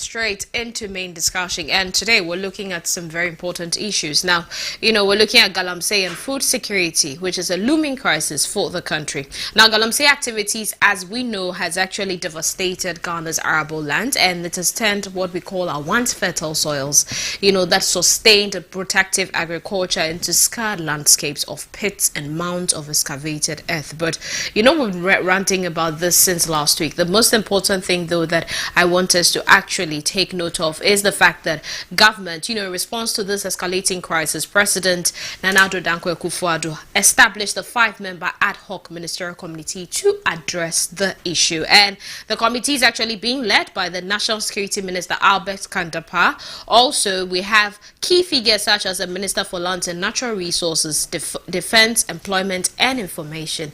This committee has been tasked with engaging stakeholders and assessing the government's effort to combating illegal mining. We definitely won't be doing this alone. We have joining us on the line Most Reverend Matthew Kwesi Jemfi. He happens to be the president for the Catholic Bishops Conference. Good morning, sir. You're welcome to the show. Good morning, Rev. You're welcome to the show. Good morning. Your line is not very clear. I can barely hear you. Please. I'm so sorry, Rev. I'll do my best to speak up. Is it better now?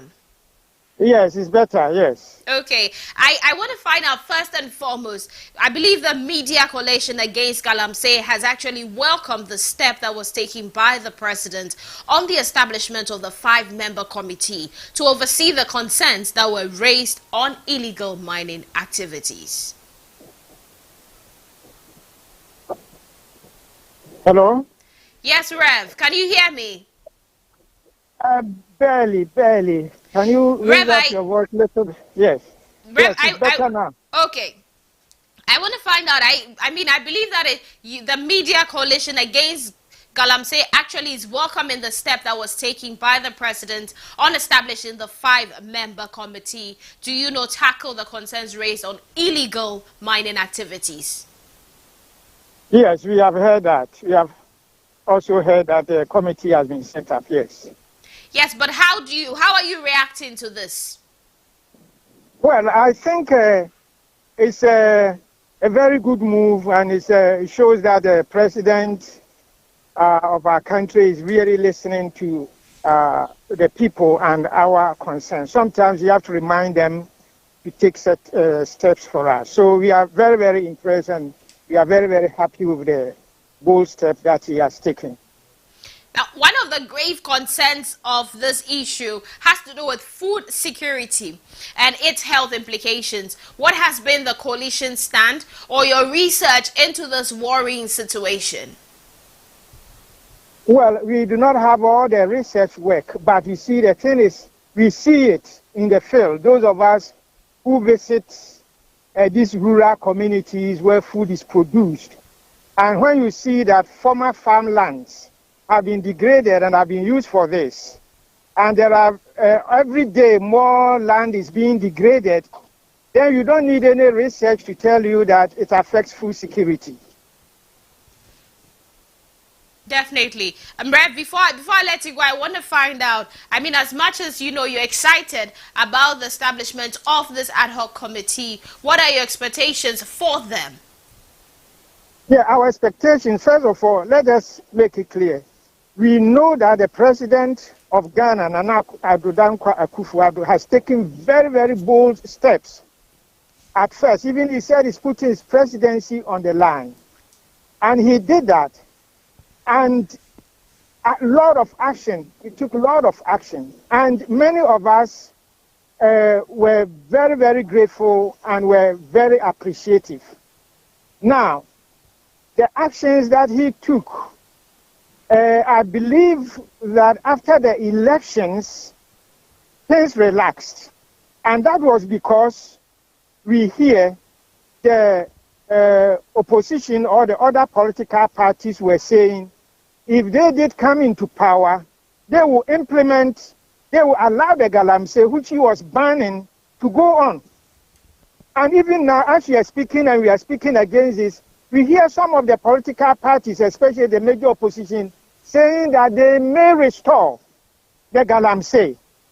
And that is what causes us a lot of concern. And that is why we are speaking to all Ghanaians.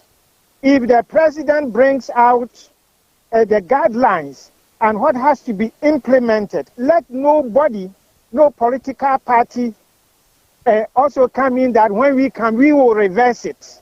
And Ghanaians should listen very, very carefully and even interrogate the politicians who are saying that now we should vote for them. What is your position on Galamsey? When you come, are you going to reverse it? Are you going to implement it? Are you going to reinstitute it? And if they do say yes, then it's up to Ghanaians whether they should vote for such individuals or parties or group of persons. Because the president started and he failed in spite of all that he did. And because the Ghanaians probably voted against him, that is what he suspects, that is why I think things fell down. And so all we are saying is all Ghanaians should come to support what the president, what the outcome of this body that they have put up. Otherwise, it will be the same. Definitely, Rev. Finally, before I let you go, I want to find out, do you believe that the formation of this committee will be sufficient to actually mitigate the effects of Galamsey on food security and then also on health issues? Please, I can barely hear you. Fine. I'm saying, yes? Yes, I was saying that, do you believe that the formation of this committee is sufficient to mitigate the effects of Galamsey on the country? Yes. You see, it's not what the government says, but it's the need, the necessity for all Ghanaians to support the decisions. If the president and this commission say nobody should do Galamsey, even they make the laws, but there are other political parties or other individuals who are saying no, and they're encouraging the people that no matter what the commission comes out, we will not be able to implement it. So all Ghanaians should see the danger that we are in now and support whatever the commission comes out for us to uproot Galamsey from our nation. Thank you so much. We've actually been speaking to Most Reverend Matthew Kwesi. Okay, thank you. He happens to be the president of the Catholic Bishops Conference, and we've actually been speaking on the effects of Galamsey when it comes to food security, which is a looming crisis for the country. As I made mention earlier, Galamsey activities have devastated our arable lands, and they've turned what, were once fertile soils that we sustained productive agriculture with into scarred landscapes of pits and mounds of excavated earth. You go to the communities and you see it, you realize that this is an environmental catastrophe, and it has had severe implications not just on the ecosystem but also on the nation's food security. And as land has become unstable for farming, our ability to produce enough food for our growing population is drastically compromised. And if you want to look at the soil contamination and the crop safety, you realize that one of the most alarming outcomes of Galamsey happens to be the contamination of both the soil and the water. And the use of mercury in illegal mining operations, particularly for the extraction of gold, has introduced the toxic heavy metals into our environment. So mercury basically is a potent neurotoxin, and it poses serious health risk to both humans and wildlife. Now, realize that when mercury contaminated water is actually used for irrigation, the metal is absorbed by crops. But we definitely won't be doing this. We also are joined definitely on the line by Mr. Bismarck Owusu-Nortey. He happens to be the Executive Director for Peasant Farmers. Now, good morning, Bismarck. You're welcome to the show. Good morning, and thank you for having me. Thank you too, Bismarck. We want to find out, what are we risking as a country in terms of food supply if this menace of Galamsey continues? Yeah, we are risking not only the supply of food, but also the quality of food. Those are the two critical things that we are risking due to the current menace going on. When it comes to the supply of food, the issues about the farmlands being gone, because a lot of work being done indicates that several farmlands have been lost. These are farmlands that are used to cultivate several types of crops, ranging from cash crops to food crops. So for cash crops, you are looking like you are having crops like cocoa, rubber, plantain, cocoa, rubber, and plantain, most of them going off. And then for food crops, our own cassava farms, maize farms are being taken apart. And apart from losing the farmlands, we are also losing the water bodies that we use to cultivate the crops. So several water streams, we all know how the Birim, the Ankobra, all those water bodies are gone. In addition to that, if you go to some communities where they even have some irrigation sites, all the waters in that irrigation dams have been polluted. Heavily polluted that farmers cannot use them. So that's another part. The third part is that we are also losing our population to Galamsey. So ideally, you would want to have your youth go into agric. But now if you go to a lot of these mining communities, hardly will you find any youth interested in agriculture. Most of them have moved to the Galamsey site. So when it comes to the supply of food, we see the dimensions of it. Then when it comes to the quality of food, we spoke about how soils have been contaminated, how the waters are contaminated, that once those waters are used to produce food, they can't vouch for the quality of the food. So we are actually on a time bomb regarding how much we can produce as a country because of Galamsey. And then on the flip side is that the quality of food we are producing and how, if you are not careful, we are going to compromise the health of the population because of the quality of food we are producing.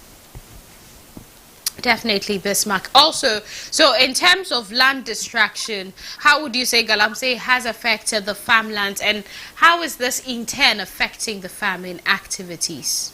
Please, can you see the question again? I'm saying that in terms of land distraction, how would you say that Galamsey has actually affected the farmlands, and how is that affecting the farming activities? Yeah, so when it comes to the farmland, the issue are that these Galamseys, in the name of either they are having a permit from whoever give them a permit, or if they are able to convince whoever, either a chief or whatever, they are taking the farmlands from the farmers. So there are instances where these guys go to the farmers, they offer them fees, sometimes quite hefty amounts, sometimes very paltry amounts. But whatever the case is, they are able to convince some farmers to take their lands from them. There are instances too where when they go and the farmers refuse to sell the land to them, they find various ways to take over the same land. So either they find a way to dig a pit across or around the farm. So it is difficult for you to move onto your farm. So eventually you have to give up the farm to them. Or they are able to convince other neighbors who are sharing the same farm with you to take over their farms, and then you have your farm in them, but they can't access your farm. So they find various ways of taking over the farmlands from them. So that's one way of the farmers losing their farmlands.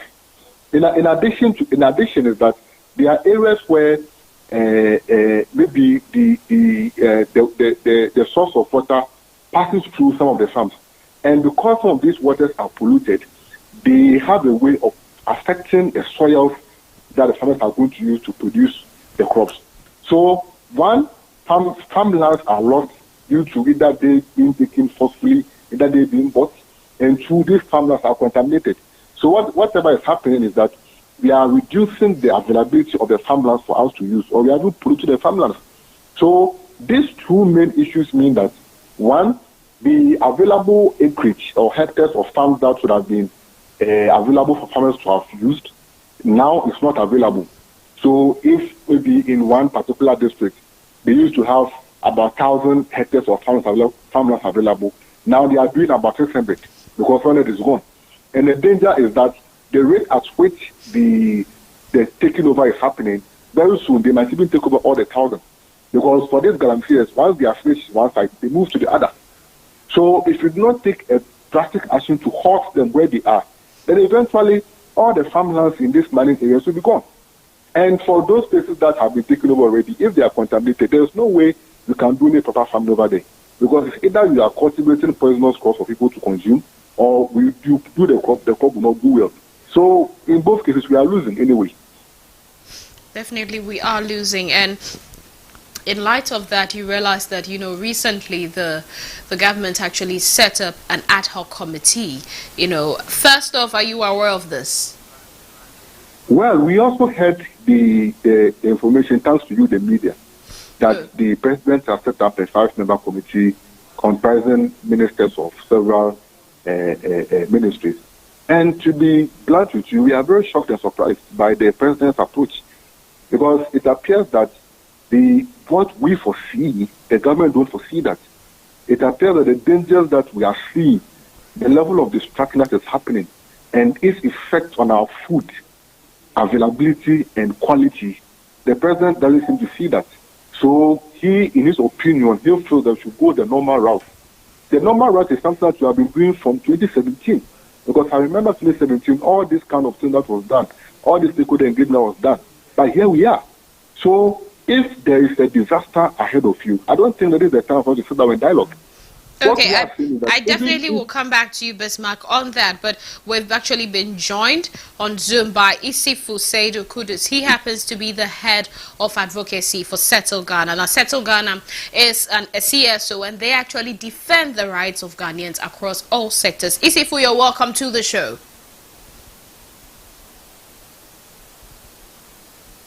Isifu, if you can hear me, you're welcome to the show. Okay, let's head back straight to Bismarck. Thank you very much, my dear sister. I'm online. Okay.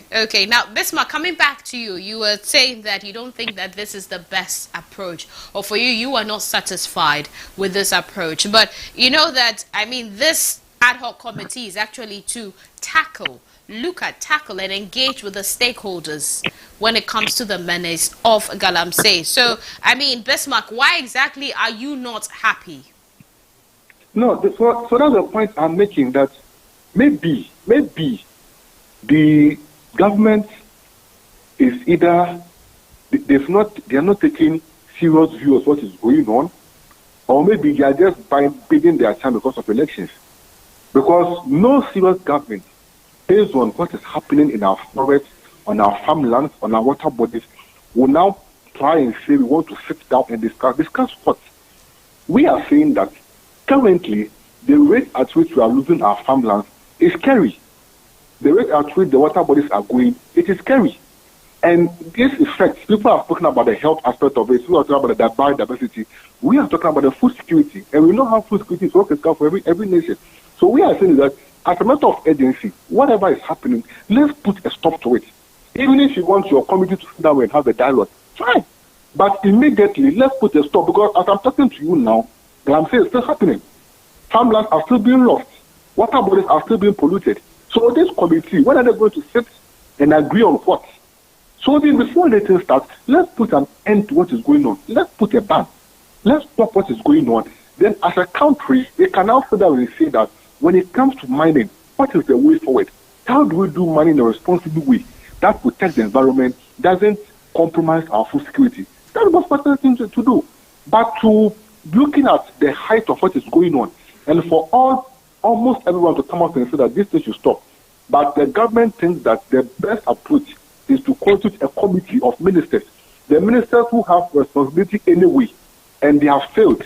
You are now coming to let them sit down and discuss what? Because if they had any new ideas, why didn't they do it?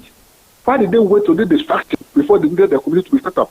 Honestly, I think the government is not taking us seriously, because if they do, all the costs that are coming up, I don't think we would have hesitated to have declared either a state of emergency or a complete ban on mining until we get our priorities right. So we disagree with this thing, and we feel that the longer it takes, the more we are jeopardizing our future as a country. Okay, Bismarck, I will come back to you. Let me head straight to Isifu. Isifu, I want to find out, we know you're into advocating, for everything and anything that borders on the rights of Ghanaians. First off, what are some of the key challenges, challenging issues that your group has identified to be detrimental to the ordinary Ghanaian?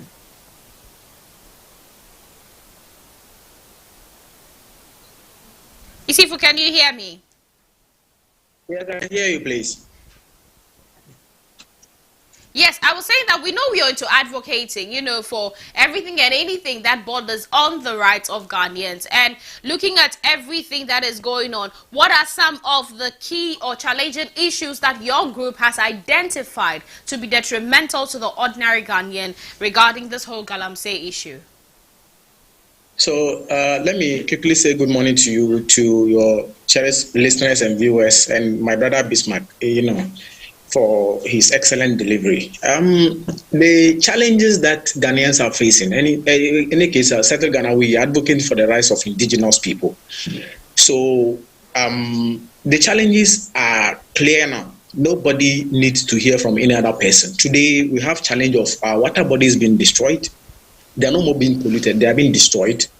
We have a challenge of our forest reserve and our ecosystem being destroyed. That's two. Today, we have a challenge of unborn children who have done nothing other than being born Ghanaians, having deformities. We have a challenge of deaths as being reported by Ghana Medical Association. And we have a threat to the lives of Ghanaians in general, not only those who live in Galamsey, areas where there's Galamsey going on. You and I who live in Accra have our lives been endangered simply because I think that some part of Accra source the water from Eastern region, and we know that Eastern region there is Galamsey going on. So whether or not there is Galamsey in Accra, people in Accra have their lives been endangered by activities of Galamsey. These are the challenges. Now, where are we as a people? We are at a point where, whether the president or the government declares state of emergency or not, we are in a state of emergency. We are in a state of emergency by dint of the report given by Ghana Water Company, to the effect that the Ghana Water Company now cannot process potable drinking water. And if you watch the videos that are coming out, they are scary. And even if they have to process potable drinking water, there are two things. One, they will need 4 times of what they use to process water for us. That is cost to us as taxpayers. That's one. Two, even if they are able to process the water and purify it for us to see that this is purified water, the chemicals that are being used, including cyanide, being used by these Galamseyers to process their gold and end up disposing same into our water bodies, those chemicals that we call them hard metals, cannot be processed. We have to consume. You take water and you see that it is clean on the surface, but in there are metals that you and I cannot see. We consume. And that goes to impact on our health. So these are the issues that are with us. And just like my brother indicated, government decisions come as and when, certain demands come up. Where we are, we did indicate that desperate times call for desperate measures. We cannot, at this moment in time, going to sit around the table, taking tea and bread and taking decisions. In any case, what does the president want to hear again? We have an issue, we have a case where Frimpong Boateng's committee was put in place. He came out with a report. Is the president aware of the report? Why didn't the president implement the report? That's one. Two, after his committee, another committee was set up by the government, being led by the same ministers that he has put in place to buy time. We call this one buying of time because elections are close. They want to just buy time. Otherwise, there's nothing like stakeholder engagement. There's nothing like a meeting. There's nothing like a recommendation that the government needs that they don't have. So this is not a time for meetings. This is not a time for stakeholder engagement. This is the time for action. And Ghanaians are not asking for much. The only thing we are asking as a people is that the government should put a temporary ban on all mining activities, whether legal or illegal. All mining, small scale, medium scale, all mining activities, put it on hold. So that at least for the 2 months that is left, or 3 months that is left, or 4 months that is left.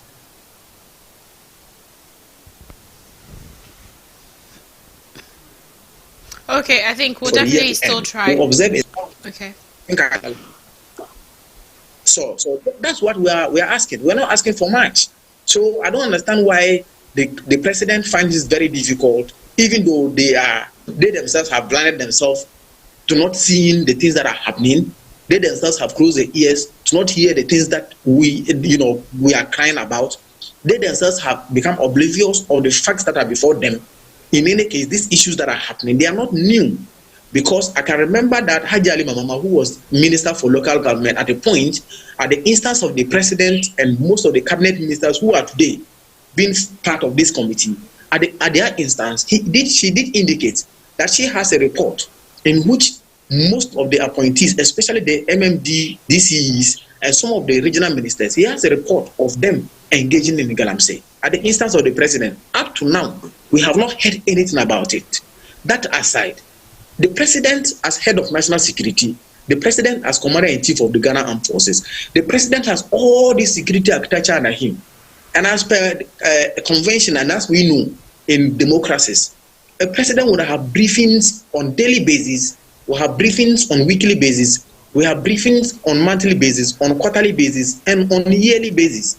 So it's our president and our government saying that today they have not had briefings from these places as to what is going on and the threats that impose on us as a people. Is that what the president is telling us? But this is a president who takes every criticism very serious. Small criticism against him, he will respond to it. This is that president who hears those small things, but his ears are blocked. The government ears are blocked to bigger things that threaten the lives of the people of this country. The responsibility of every government, the first responsibility of every government is to provide security in various forms for the people. Economic security, political security, social security, public,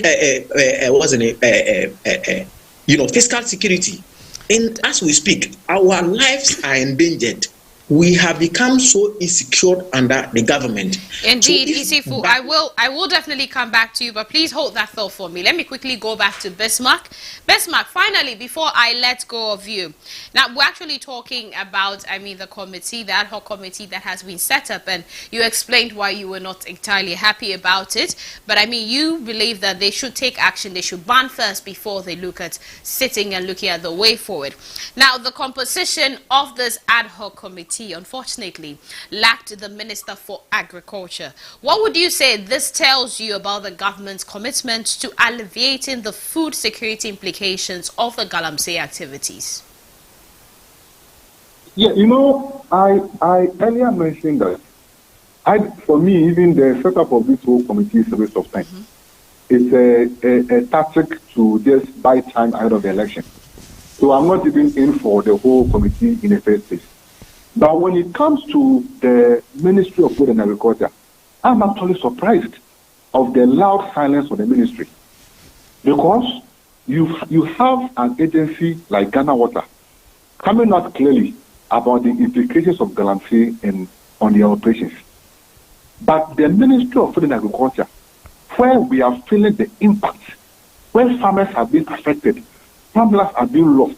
Look at cocoa and look at how productivity has gone low. The ministry has gone quiet. This is the time that you would have expected the Minister of Agriculture to issue a statement or to come out clearly about the effects of Galamsey on agriculture and what needs to be done urgently. But the ministry is quiet. And for me, that's where the anger is. Not really about the ministry being part of the, because as I said, this whole committee staff is just a gimmick just to delay the whole thing until elections are over. Because mind you, if you remember very well, during the 2020 elections, the government told us that their actions on Galamsey cost them votes in those areas. So now that we are putting an election, they are being cautious. So that's the approach they are taking. And as a country, I don't think that we have to allow them to use their elections or to prioritize their elections as against the health, the security, and everything of the nation. So for me, the non-involvement of MOFA is neither here nor there. The issue is that, one, MOFA as a ministry in charge of food and agriculture should be up and running. The Minister of Food and Agriculture should come out and clearly let us know what his position is on regarding Galamsey, what he advised the government to do. That's most important that the minister should be doing. And then the government itself, as my other brother said, the committee, a lot of work has been done. Ministries have been set up. In fact, we were told that the current minister, Honorable Buginapo, was brought because he was close to the president and that he was going to fight Galamsey head on. Under his tenure, it's been worse. So if you are putting these same people again together, what new are they bringing up? If you listen to the minister himself, listen to the deputy minister, their commentary, it doesn't appear that these people are even interested about what we are saying. So we shouldn't even engage them, or we shouldn't even glorify them for the committee that they set up. No, it's a no-no. We want a total ban on galamsey now, and that should be the call. And that's the call we are making.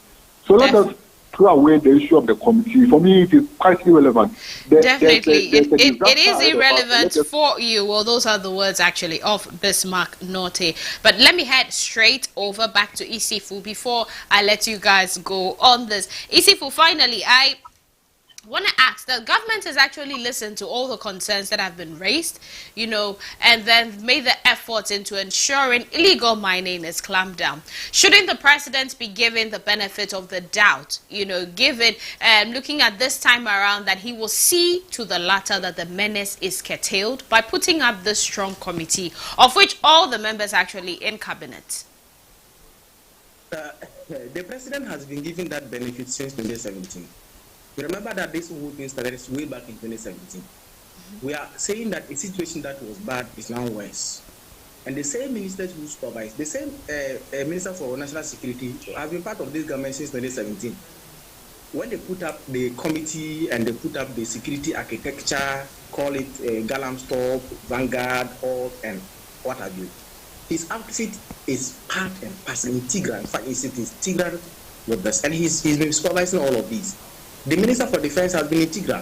The new Lands Minister, Abu Jinapor, you know, just like my brother said, they said that he was brought in to fight galamsey. And if he has been brought in and the water bodies as of 2017, as compared to today, is worse, that means he has failed. In any jurisdiction, these ministers would have been resigning by now, not to be put up again to go and sit on a round table and say what? There's nothing the government and the president don't know about this galamsey.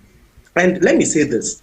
What we lack as a people and what they lack as a government is the political will to fight. Because you and I know that reports have come out that members of this government and members of the party in government are engaged in galamsey.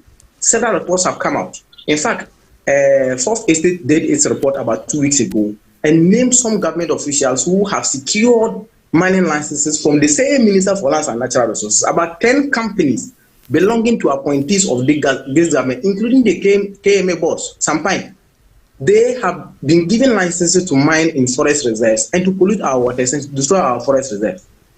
Is the president saying that all of these have not come to his notice? And what I'm saying is that they lack the political will. Lacking the political will is in this case because the same people are engaged in galamsey and you are asking them to fight themselves. So if you ask the president to fight galamsey, it looks like you are asking the president to fight himself, fight his appointees, and to fight his party people. It's just like biting your own tongue. That is why they are finding it difficult to heed to the call of organized labor, civil society organizations, the media, and the general public. You know, that's why they are lacking the will to, adhere or heed to our call. What we are saying is that there is no any other decision that can fight or that can put a stop to what is going on, which is endangering our life, other than putting a hold on galamsey activities, or if you like, mining activities, i.e. galamsey, whether illegal or legal. That is the only thing that we are asking for. We are not talking about economic challenges. We are not asking of any other thing. We are not asking about even food security as we speak. We are just saying that we need clean water, just clean water. And if our government cannot, provide us with clean water, then they don't have business being in government. They don't have any business being in government. So look, in all of these are just like we are saying, they are buying time.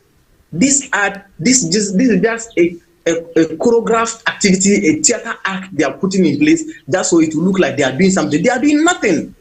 Committees upon committees since 2021, the current Minister for Lands and Natural Resources, organized stakeholder engagement across the country. Went to Ashanti region, and even before the Atufo gave a script to the Atufo to come and read, not for him to speak the truth. Otufo, we all heard what Otufo said, that I am not going to read your script. Even if I read your script, let me speak my mind. And he looked them in the face and said that, all of you who are seated here, if I were to divide you into three, 1/3 of you are engaging in galamsey. Talking about the chiefs and talking about the same stakeholders they are saying they should want to engage, including government officials, including party executives, they are engaged in galamsey.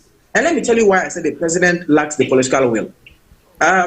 We had an issue of the Akonta mining in forest reserve and therefore polluting our water bodies. It came out. They admitted that yes, Akonta mining belongs to Chairman Wuntumi, Ashanti Regional Chairman of the MPP.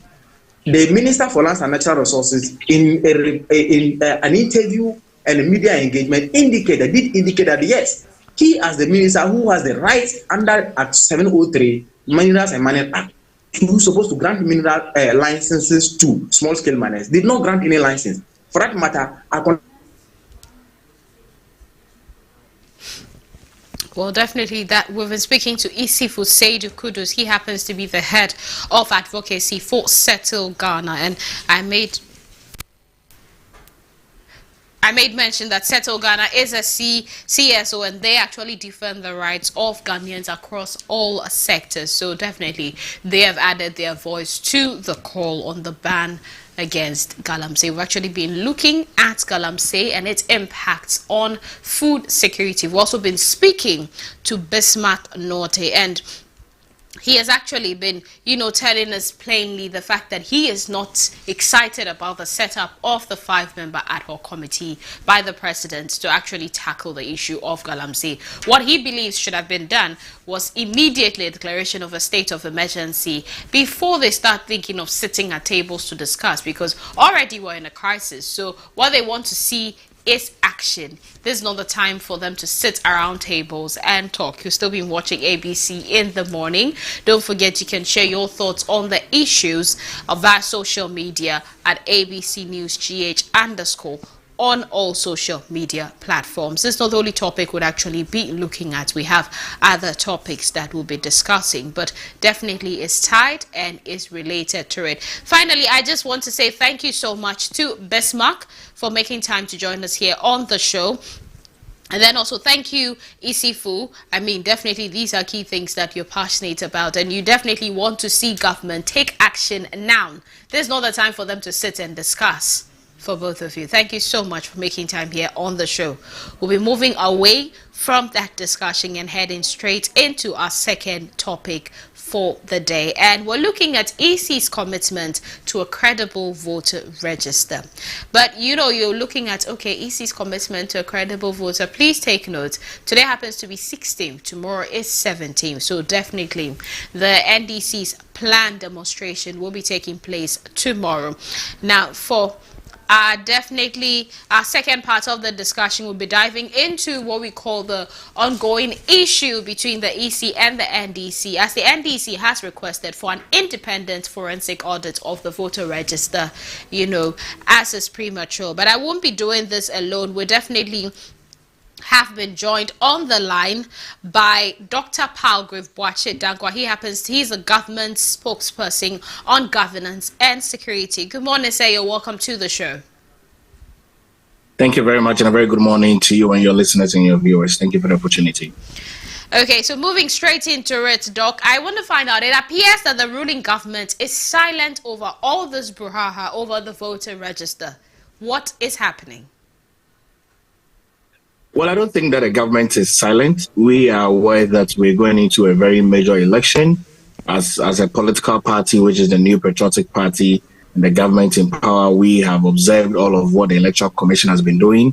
We have been following the Electoral Commission's limited voters exercise, which was done. We deployed our agents to go to the various centers where registration was ongoing. Issues that we had during the registration processes, we made that very clear to the Electoral Commission. We are okay with the representation of the mandates of the Ghanaian people that have been able to exercise their democratic rights and franchise by registering into the voters register. We leave the Electoral Commission to make their independent decision as it relates to the allegation that is coming from the NDC. And it's important to also state that following the 1992 election up until date, the NDC has always been at the beck and call of always discrediting voters registration, representation and exercise. And we discredit their demonstration that they want to have tomorrow. The Ghana Armed Forces has given them, the Ghana Police Service has given them the right and the permission to be able to demonstrate, which is their democratic rights and franchise.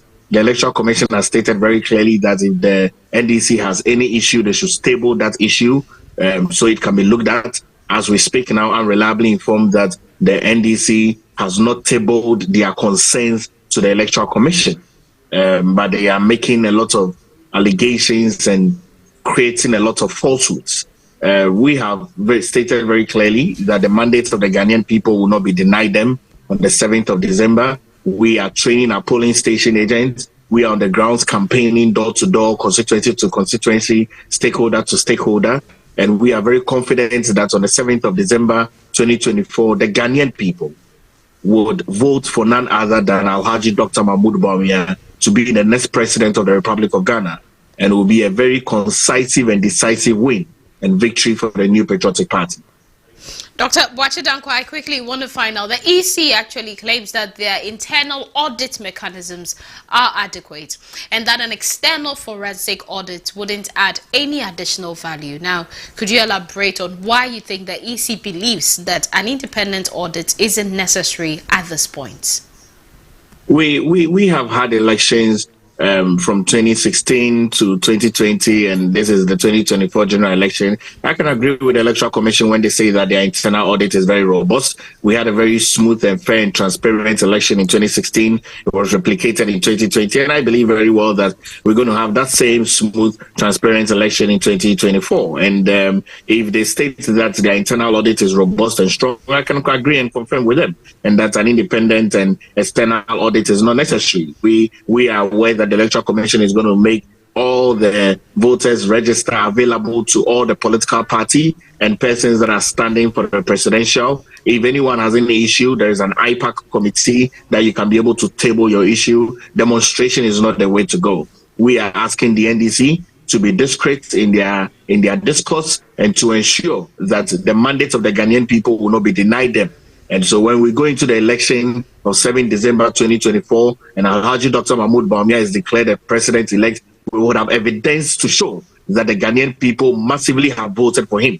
And if it means that they will need to even go to court, we will prove in court that we have won the election on the mandate of the Ghanaian people without any foul play. Okay, now I mean the EC has also been transparent about their processes when it comes to correcting discrepancies. I mean, they made mention of the fact that yes, they have actually identified some of the discrepancies that the NDC were pushing for, and they actually were very clear about this. And they made mention of the fact that most of these have already been resolved. Do you think that this approach clearly aligns with, you know, the best practices for ensuring a credible voter register? I agree entirely, because there's been standard protocols to ensure that when limited voters registration exercises are done, the various political parties make input. And once these inputs have been made and has been shared with all the political parties, and one political party who is a stakeholder is always raising eyebrows, it's not just the NDC that is going to go into the 2024 general election.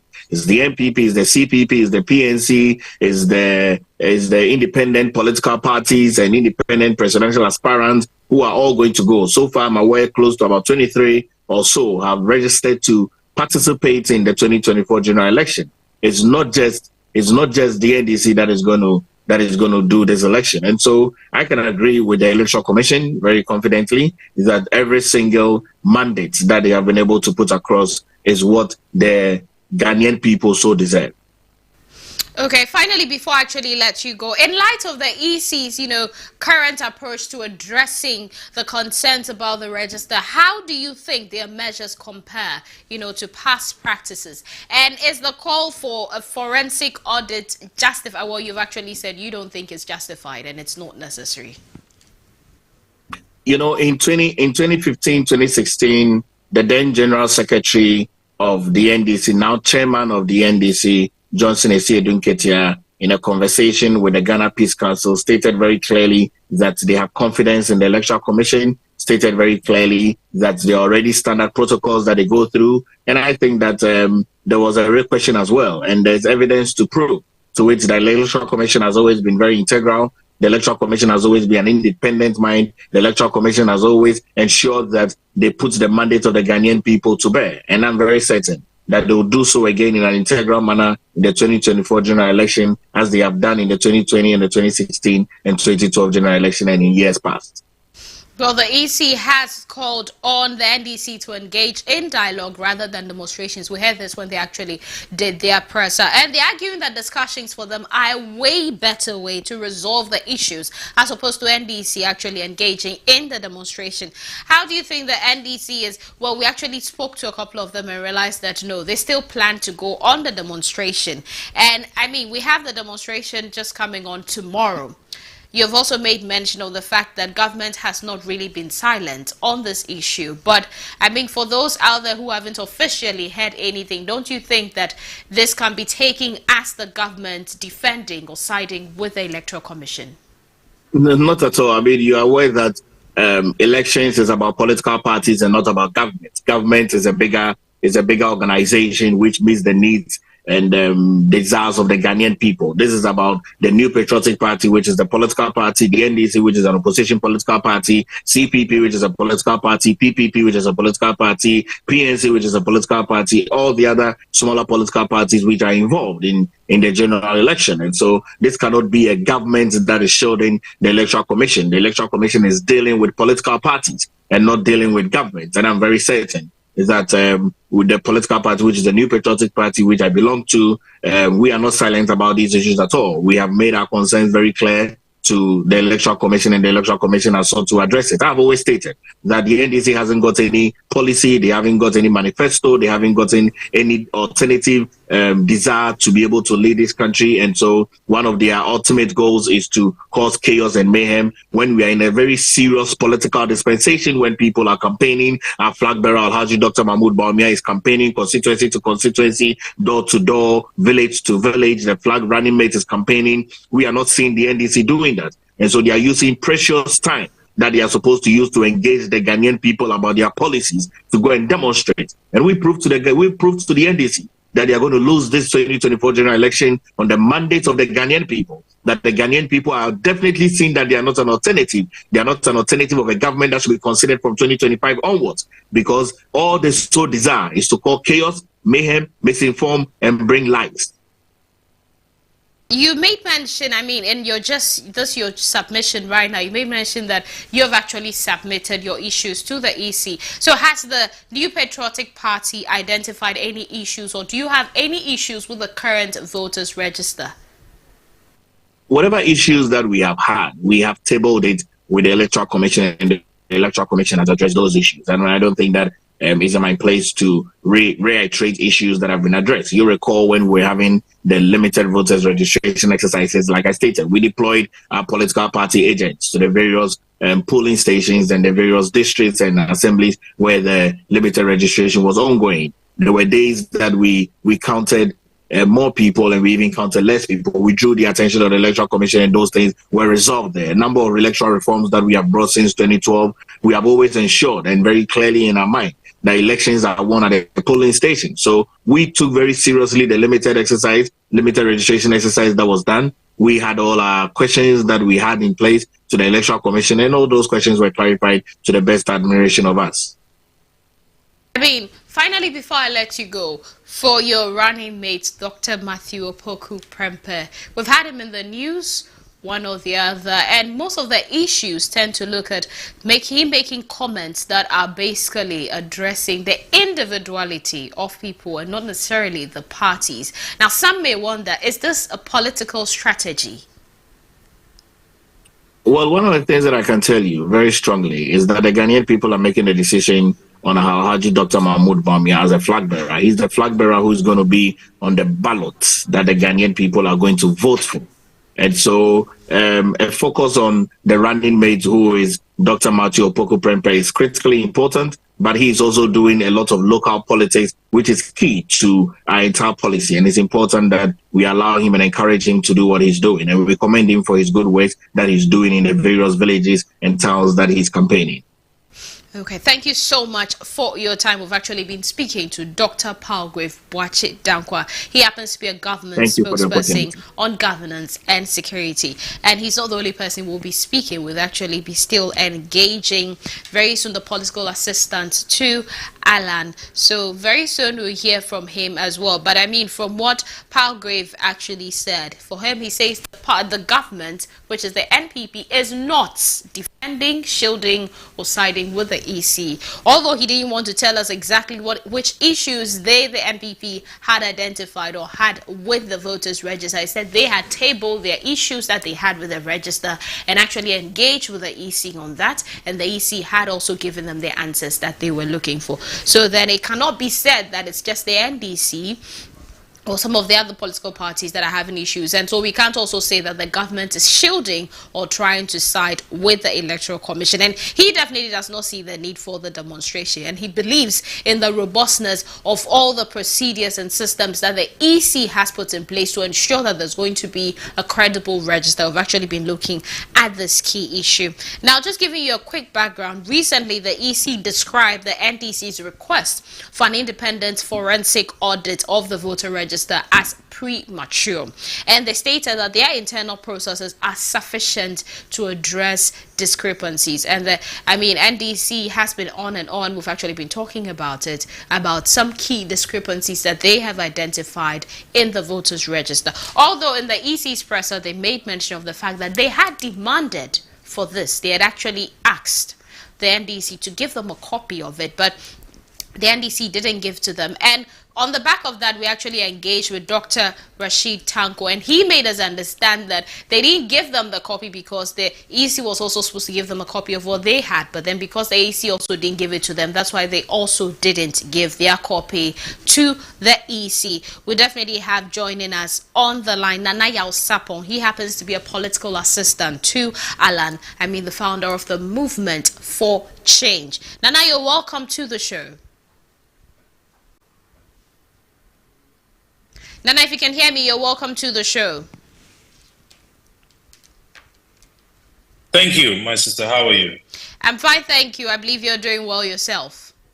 Grace has found me.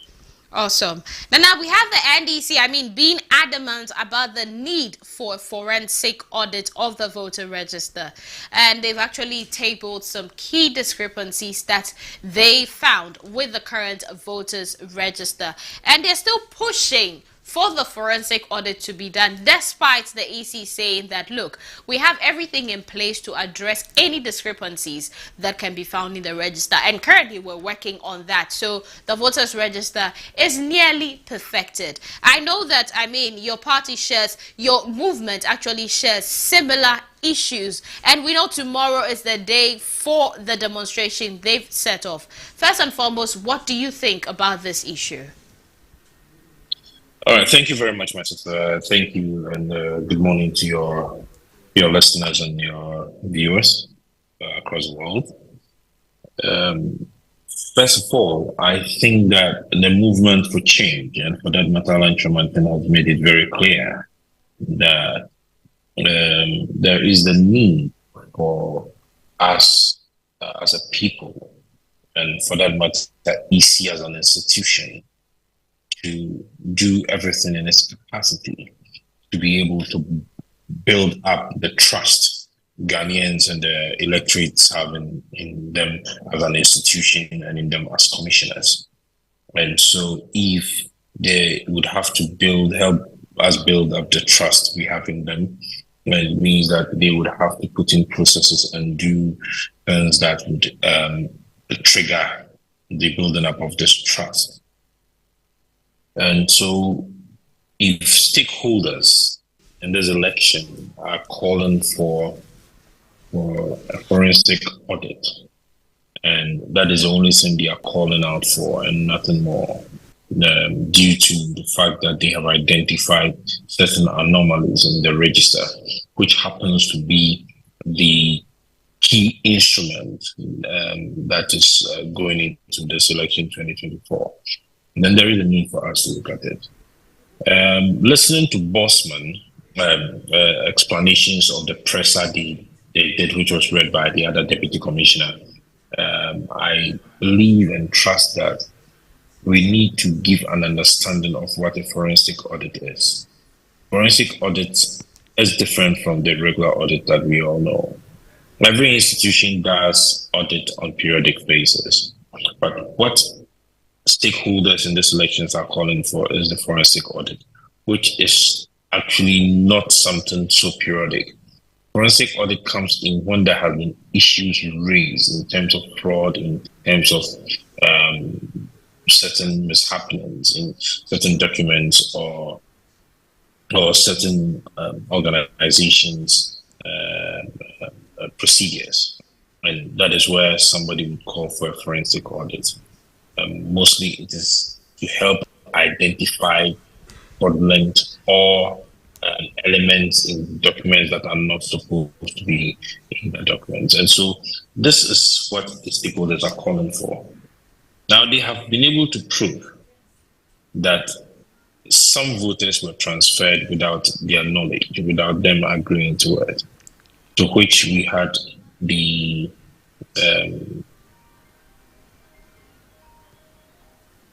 director for PUSIGA being interdicted.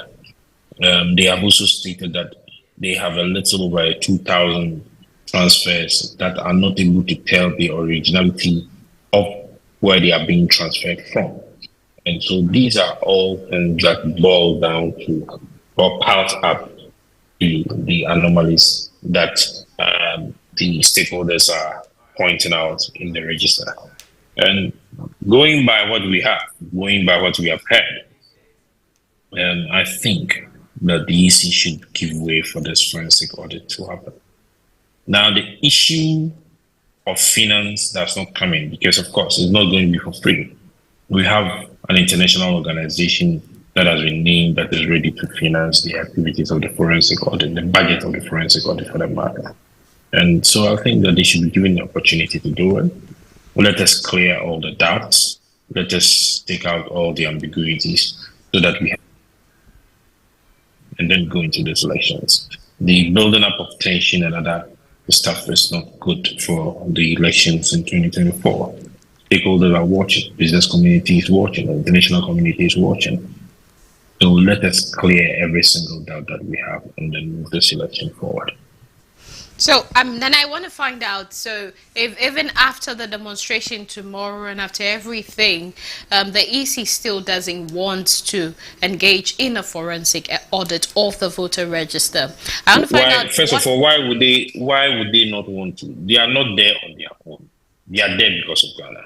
We are all Ghanaians. Why would they not want to? I mean, they're saying that they're addressing everything. If they do not want to, what other activities would they want to embark on to be able to clean the register and to help us build trust in the register that we are going to use? I mean, this is not about if we do not want to. They are not there on their own mandate. And listen, the voter exhibition they did, the voter register exhibition they did, it's part of an audit process. That in itself is not an absolute audit of the register. Let me point this out. Let me ask you this question. Did you go to check during the exhibition? Personally, I didn't. So if they say they're using the voter exhibition as an audit, do you think that it will be fair? Not entirely. Now tomorrow, I mean, Movement for Change definitely have also tabled some issues that they have, saying that they can't also trust the current voter register. And looking at the demonstration taking place tomorrow, are we going to see Movement for Change also join the demonstration? I do not think so. What I know is that issues have been raised, issues have to be dealt with.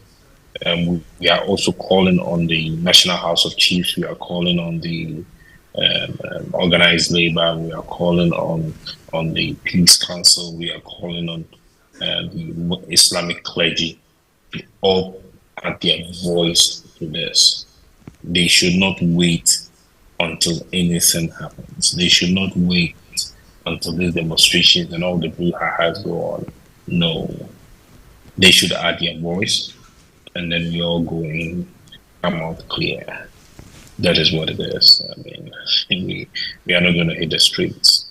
The Electoral Commission should listen. They have to listen. They have no reason not to listen to us. But if they still find reasons not to listen, because let's not forget that they're saying that they have all the due processes. If they find reasons not to listen to legitimate Ghanaians, then it means that they are finding reasons not to be in office.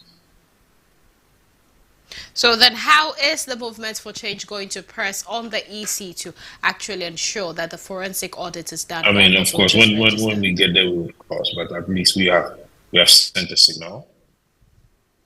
We are actually even calling for certain processes to be amended. Of course, we are an independent body, all right, general presidential aspirants. Now, if you look at the rules of engagement, they do not even give us access to their offices. They do not give us access to procedures. They do not give us access to their documents. They do not give us access to their data until they have accepted us. Until we have been able to go through the processes of nominations and nomination forms being accepted and us being named candidate for election 2024.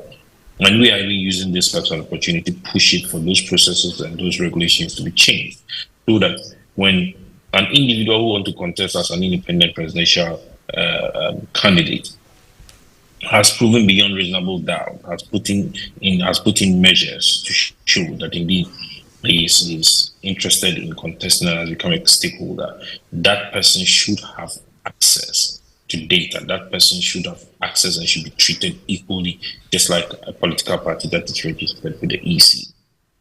All right. So we are using this opportunity to push many other legislative amendments. Okay, thank you so much. I believe that we're going to be seeing more and hearing more. I mean, as you don't agree with the current voter register. Well, thank you so much for your time. I've actually been speaking with Nanaya Sarpong. He happens to be the political assistant to Alan Kyerematen. Alan happens to be the founder for the Movement for Change. Movement for Change. But I mean, quickly, before we move on, let's take a look. In 2016, though, you know, forensic audits. You've heard it before. Then it was the NPP that was calling for the forensic audit to be done. And this was during Afari-Gyan's time. And yes, I mean, it was done. Afari-Gyan and the EC then actually agreed, and that did take place. And questions people are saying, I think Nanaya himself raised this in a previous engagement with him here on the show, about how it's funny that the party in power tends to side with the EC, and then whenever they move out into opposition, they never find anything that the EC does to actually be good, and they're always picking issues with the EC.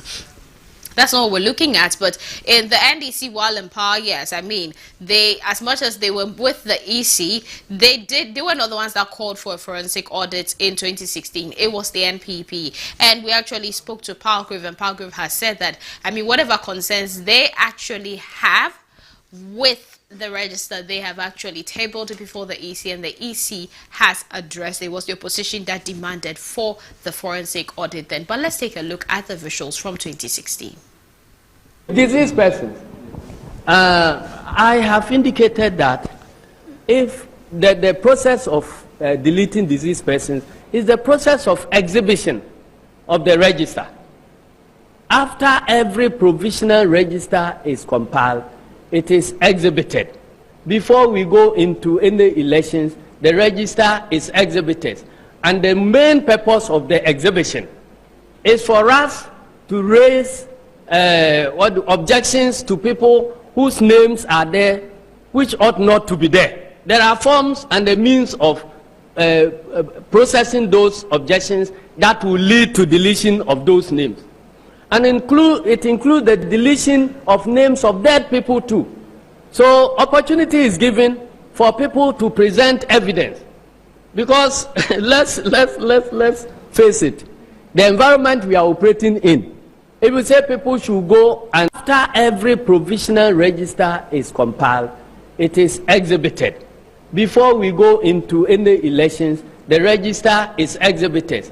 And the main purpose of the exhibition is for us to raise objections to people whose names are there, which ought not to be there. There are forms and the means of processing those objections that will lead to deletion of those names. And it includes the deletion of names of dead people too. So opportunity is given for people to present evidence. Because let's face it, the environment we are operating in, if we say people should go and pinpoint the names of dead people for deletion without any evidence, I will go and pinpoint Kwabena Japon's name and say he's dead. Deceased persons. Well, so you heard that, and this was when the NDC then were in power. And yes, it's something that Nana-Yaw has made mention of, but then it's actually put everybody on their feet, because the same goes for the current party. We've not really had them officially come out. If not for we engaging with Parkwave today, we didn't actually even know that they had actually tabled some concerns to the EC regarding the register, which the EC has addressed. And so it kind of makes it look like, okay, if we're in power, well, I mean, the EC is for us. If we're out of power, then it's like the EC is doing whatever it is to keep us out of power. So then you have issues of rigging, you have issues. So, but how true is this? Well, we've actually been looking at these key issues, and this has been the main discussion. You're still watching ABC in the morning. We'll definitely be diving straight into politics today.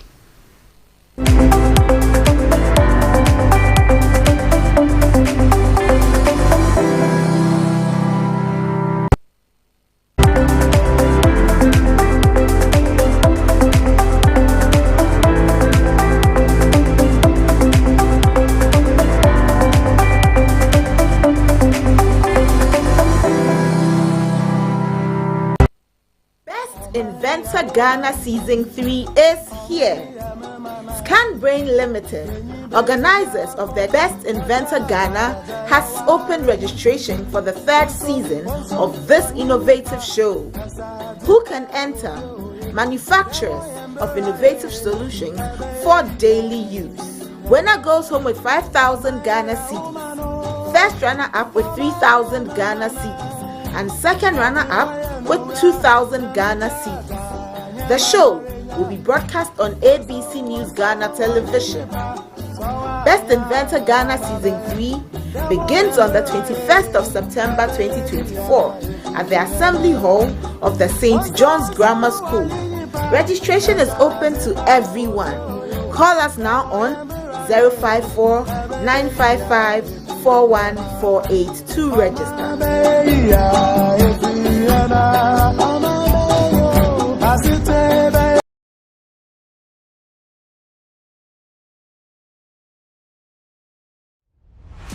Attention business owners, it's time to take your business to the next level with ABC News GH Television's mega promo. From August 1st to October 31st, 2024, we're offering you unbeatable deals to advertise your products and services. Don't miss out on this amazing chance to reach more people and grow your brand. For more details, give us a call on 050-993-0360. Remember, terms and conditions apply. Follow us on social media at ABC News GH_.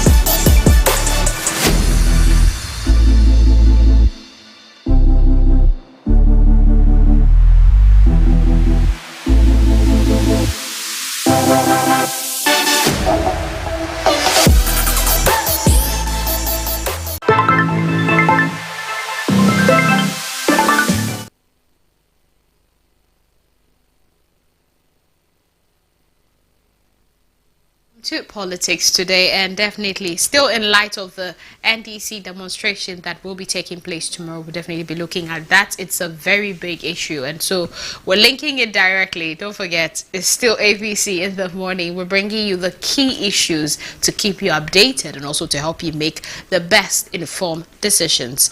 Well, tomorrow we have the National Democratic Congress, and they are staging a nationwide demonstration under the banner "Enough is Enough," and they're targeting the Electoral Commission. This move definitely comes amid their ongoing issues over the voter register and how, for them, the EC is handling the discrepancies. Now, we'll actually be delving into the motivations behind the NDC's demonstration.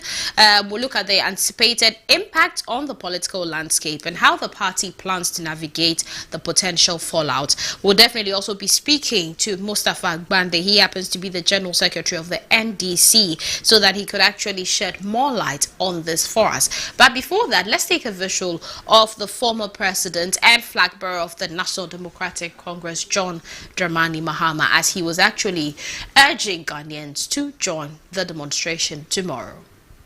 We raise issues about the electoral process is because we want the EC to sit up and do his job, so that all of us can have confidence in the electoral process. And the only way we can get the EC to do his job is to put pressure on the EC to do it. And that is why on the 17th of this month, that is next Tuesday, we're doing a demonstration to the EC office. And that demonstration is not only NDC, it is all Ghanaians who are willing to join the demonstration, so that we go and tell EC to sit up and do its work properly, so that we have a peaceful election. That's the purpose of that demonstration. So this is not like something new. People are behaving as if NDC is being troublesome by calling for an audit. It won't take more than 2 weeks to finish a proper audit of the register. And that's why we're saying the EC should accept, form an independent committee, let it go into the register, accept all our complaints, clean up the register, let us all be satisfied, and then we move on. That we enumerate here. And you, the media people, were with some of our people who intercepted and retrieved one of the stolen DVDs. So far, we don't have any response. We don't have any feedback as to how the progress is being made on the case involving those who allegedly have been arrested here at your commission and so on. This all generates some amount of, cloud suspicion and all that. And so, those of you who have been asking us, if they don't comply, what would you do? This is your answer. On the 17th of this month, the NDC is embarking on a massive nationwide demonstration in all 16 regional capitals. Descend on the Electoral Commission offices, and we in Accra will descend to the headquarters and present further petitions as to what voters register no buy no. Yehu enyoma bebre ato sin e wo register no. Na say pese abato no ekoyie na asumdwe etna Ghana. Na e wo say Electoral Commission sorry eye omodwuma yie. E wo say omohwe sa register ni yie. Na enyoma enye e wo register no mu omohwe no mu siesie nentem asani atoaba. Nti NDC there your chairman ene wa announce say yebeye oyekire bebia Electoral Commission office will be a district office. Sa Krodiano NDC for sa danu yebehye entade na ya ye demonstration akoho. Say ye chiro madwin say register no omo sorry enye ho bibi. Until on the 17th of this month, NDC is going to demonstrate in every town that has an EC office. Our chairman has announced it. NDC, you wear your t-shirt and you go and demonstrate to the EC office, so that we can put pressure on them to do their job and do what they have to do in order to ensure peaceful and transparent elections. Enumerate here. And you, the media people, were with some of our people who intercepted and retrieved one of the stolen BVDs. So far, we don't have any response. We don't have any feedback as to how the progress is being made on the case involving those who allegedly have been arrested here at your commission and so on. This all generates some amount of, cloud suspicion and all that. And so, those of you... Well, you've actually seen the visuals and heard from the key people. And definitely, the police last week agreed on the routes that they were actually going to use for the demonstration tomorrow. So in the letter that was actually signed by the Assistant Commissioner of the Police and Deputy Regional Commander Emmanuel Ayi Akono, and he addressed the letter to the NDC, they confirmed that demonstration definitely is going to begin at 7 a.m. tomorrow. And so they show the place, the routes that they are going to use. The NDC actually have cited suspicions due to a lack of transparency from the EC, and this for them is the key reason for the protest that is taking place tomorrow. It's actually against the Electoral Commission over their refusal to conduct a forensic audit of the voter register ahead of the December election. So the route for the demonstration for tomorrow is actually going to be from Kwame Nkrumah Circle. Then you head straight to Farisco traffic light, and then from TUC they'll be heading to the National Theatre, and from the National Theatre they'll be heading straight to Stadium, and from Stadium they'll be moving to Parliament. Now when they get to Parliament, they would actually present a petition to the Speaker. When they get to Parliament, they're going to present a petition to the Speaker when they get to Parliament, from Stadium to Parliament. And then, finally, they intend to actually get to the Electoral Commission's office, the headquarters, where they would actually be presenting another petition to the Electoral Commission. But then the police has reassured the public of their commitment to providing security for the event within its mandate. So that's something that they will be doing. But the routes again, from Kwame Nkrumah Circle to Farisco traffic light, from Farisco traffic light to TUC to the National Theatre, National Theatre to Stadium, Stadium to Parliament, and finally they're going to end at the EC headquarters. So for those of you that are planning to join, just take note of the routes, see where you can join them from, where you're coming from, and where you can actually join them from. But I mean, the main reason for this is the fact that they have cited suspicions and also the lack of transparency with EC, and then also EC's refusal to actually engage or allow for a forensic audit to be done. EC though has stated that, look,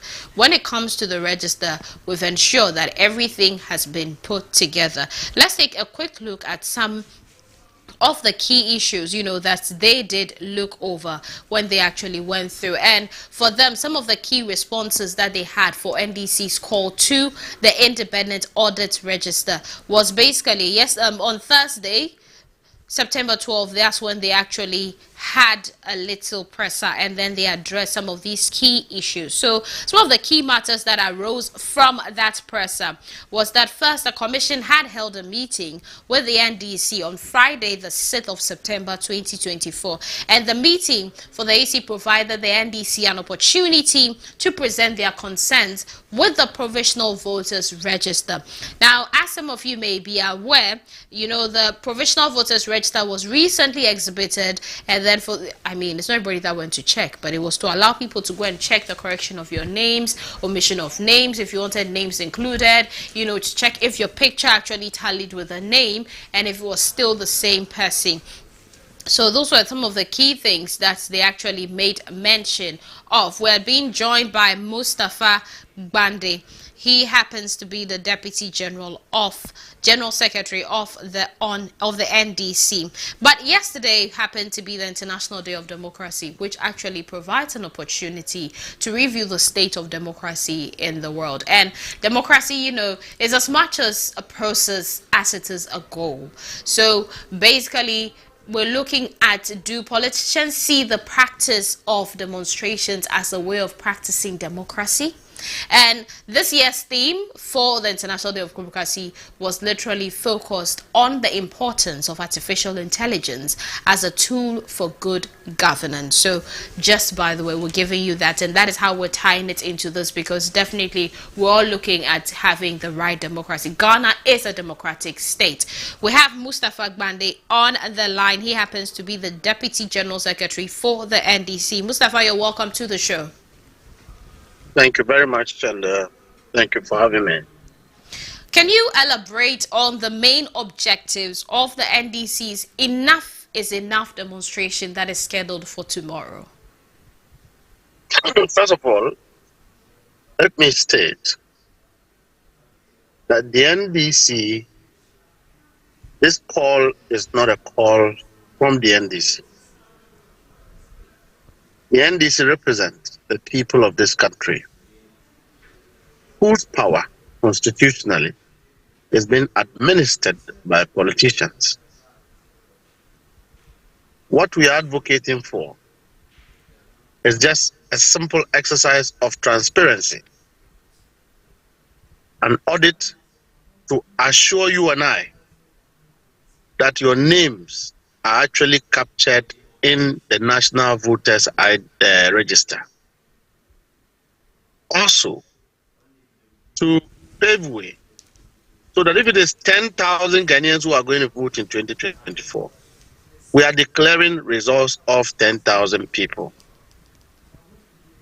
If today the current status quo, which allows people to scam, to hack, to manipulate our national voters' data, what it means is that you and I can go and queue and vote, but someone else will sit somewhere, only hack to declare a president for themselves.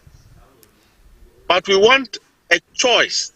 The presidential choice in 2024 should represent the will of the people and should have been selected through an electoral process by the people of Ghana. As we stand today, the Electoral Commission admits that it has been successful for one of its own to perpetrate an illegality by transferring people's names without recourse to the physical administration of the Electoral Commission. It will also be possible that some other persons can manipulate our system. That is why the people of Ghana are saying, let us do an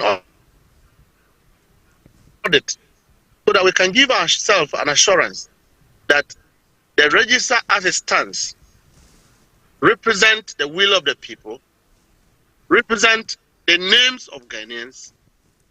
Because if the Electoral Commission wants to know, one way of rigging is when you don't know the people who are potentially going to vote. We want to know, are they Ghanaians?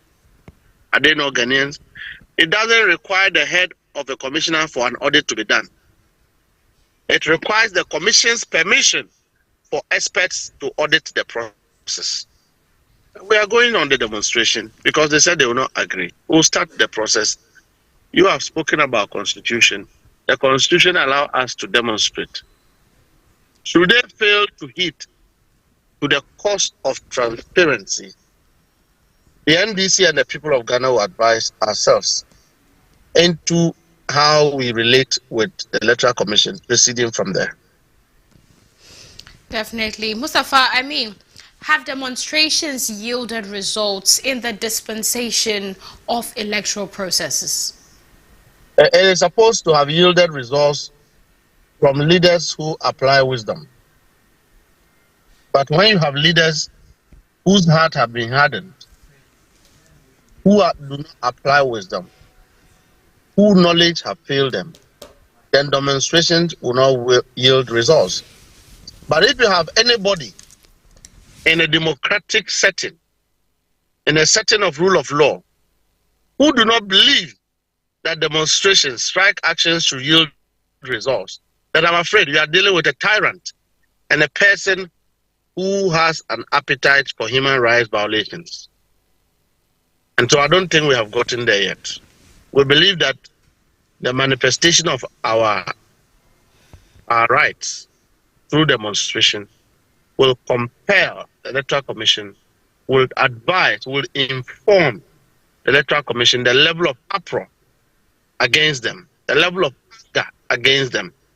It will also show the risk that they are exposing all of us to as a country, because what they are doing can lead to chaos, can lead to conflict, can undermine the collective democratic credentials of this country, can undermine the stability of our peace, can undermine the unity of our country. And it will only lead to bloodshed. And so they know. And we want to use the demonstration to remind them that what they are doing is a chaotic situation. What they are doing is dangerous. What they are doing does not find space within the rule of law. It doesn't find space within the rules of Ghana. Okay, so going by exactly what you said, that I mean, it would have yielded results if the leadership definitely is applying wisdom. In this case, are we trying to say that the EC is lacking wisdom? And wouldn't we say this is a very harsh statement to the EC? Well, I think that there are people within the Electoral Commission who are fraudulent, who are criminally intended, politically influenced to perpetrate electoral fraud. But I believe that with a vigilant Ghanaian society and a political party like the NDC, it will not manifest itself. That is why we keep saying that no person will emerge as a leader or as a president of this country out of a rigged election. At worst, they will have MPP members ruling some part of the country and NDC members ruling another part of the country. The only way to have a legitimate president of Ghana is a product of a free and fair, transparent electioneering process. Anything short of that will only lead to a potential escalated security situation. Okay. How does the NDC anticipate that this demonstration will affect the political climate, as we're actually approaching the 2024 elections? Demonstrations have its own negatives and positives, but we are manifesting a positive faith demonstration. We believe that the people managing the Electoral Commission are human beings, even though we know there's a fraudulent government in place. We know that they love their lives, they have children, they have families, they are Ghanaians, and that they will do right by Ghanaians. In the absence of that, it means that they are ready for a head-on coalition, and we are ready to return to them the same gesture. Definitely. After the demonstration, what next for the NDC? We'll see if they decide when persuasion fails, force is eminently required. If persuasion fails, force is eminently applied. That is what it is. I'm not the one who manufactured it. Yes, but definitely, in light of this situation, what are you trying to tell us? When persuasion fails, people must defend their rights. I don't think that you are advocating for a situation where Ghanaians have written their name and they can't find their name in the voters' register, and that they should go and sleep and believe that their rights have been taken away from them. I don't think you will advocate for that. So the demonstration.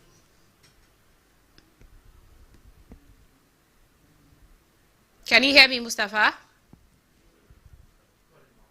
Mustafa, can you hear me?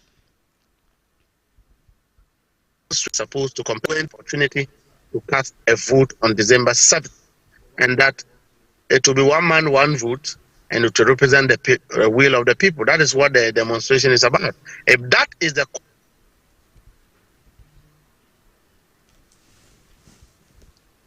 Mustafa, can you hear me?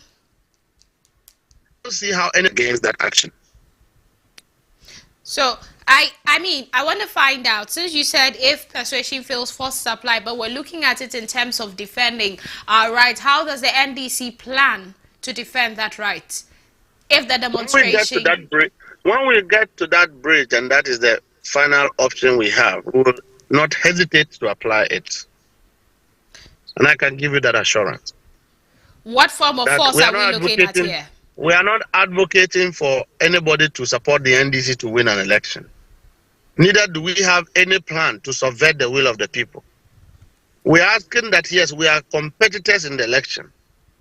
Let's do right to Ghanaians. Let's allow only Ghanaians choose their president. Let everybody go about the prescribed pillars of political democratic dispensation. Let everybody campaign. They said they have developed Ghana and Ghanaians are satisfied. So why are they afraid? They said all Ghanaians are comfortable. Why are they afraid of an election? Why must you rig? MPP should be warned that they are precipitating and exhibiting characteristics that will undermine the democracy of this country. And let President Akufo-Addo be well advised that if through him anything goes wrong, he will be the one to pay the price for it. I mean, we've had the NCC warning against extremist actions during this period, as I mean, tensions are really high in this political season. I believe tensions are high because we have a fraudulent commission in place, and we have a government that has the appetite to rig an election. That is why tensions are high. At the back of poverty, at the back of hardship, at the back of suffering Ghanaians. That's where we are. Anything short of that, Ghanaians are only waiting for an election where they will choose their choice of leadership. That should not be denied them.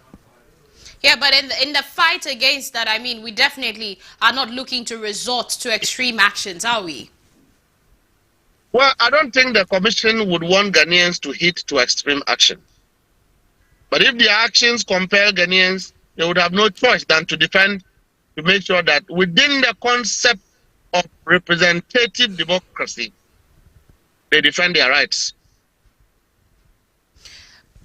Looking at, I mean, the other key stakeholders involved in this whole situation, let's take, for example, the, Peace Council. Are they as worried or alarmed about the state of the voters register as the NDC is? Well, there are many stakeholders who have joined this cause, who are supporting that there should be an audit. What is very surprising, the MPP, and of course the National Peace Council that is supposed to ensure there's peace. But we will continue to solicit and explore peaceful ways of addressing this matter. I don't think that we'll go beyond tomorrow to have the commission to do that. Well, thank you so much for your time here on the show with us. We've actually been speaking to Mustapha Gbande. He happens to be the Deputy General Secretary of the NDC, and this is actually ahead of their scheduled protest demonstration tomorrow. A national demonstration is going to be done on a nationwide scale. Basically, they are all calling for a forensic audit to be done on the current voters register, and they want the EC to actually do the forensic audit that they're calling for. As much as the EC, though, has come to say they find the demonstration that will take place tomorrow as premature and is not going to solve or change anything. You're still watching ABC in the morning. We'll be right back.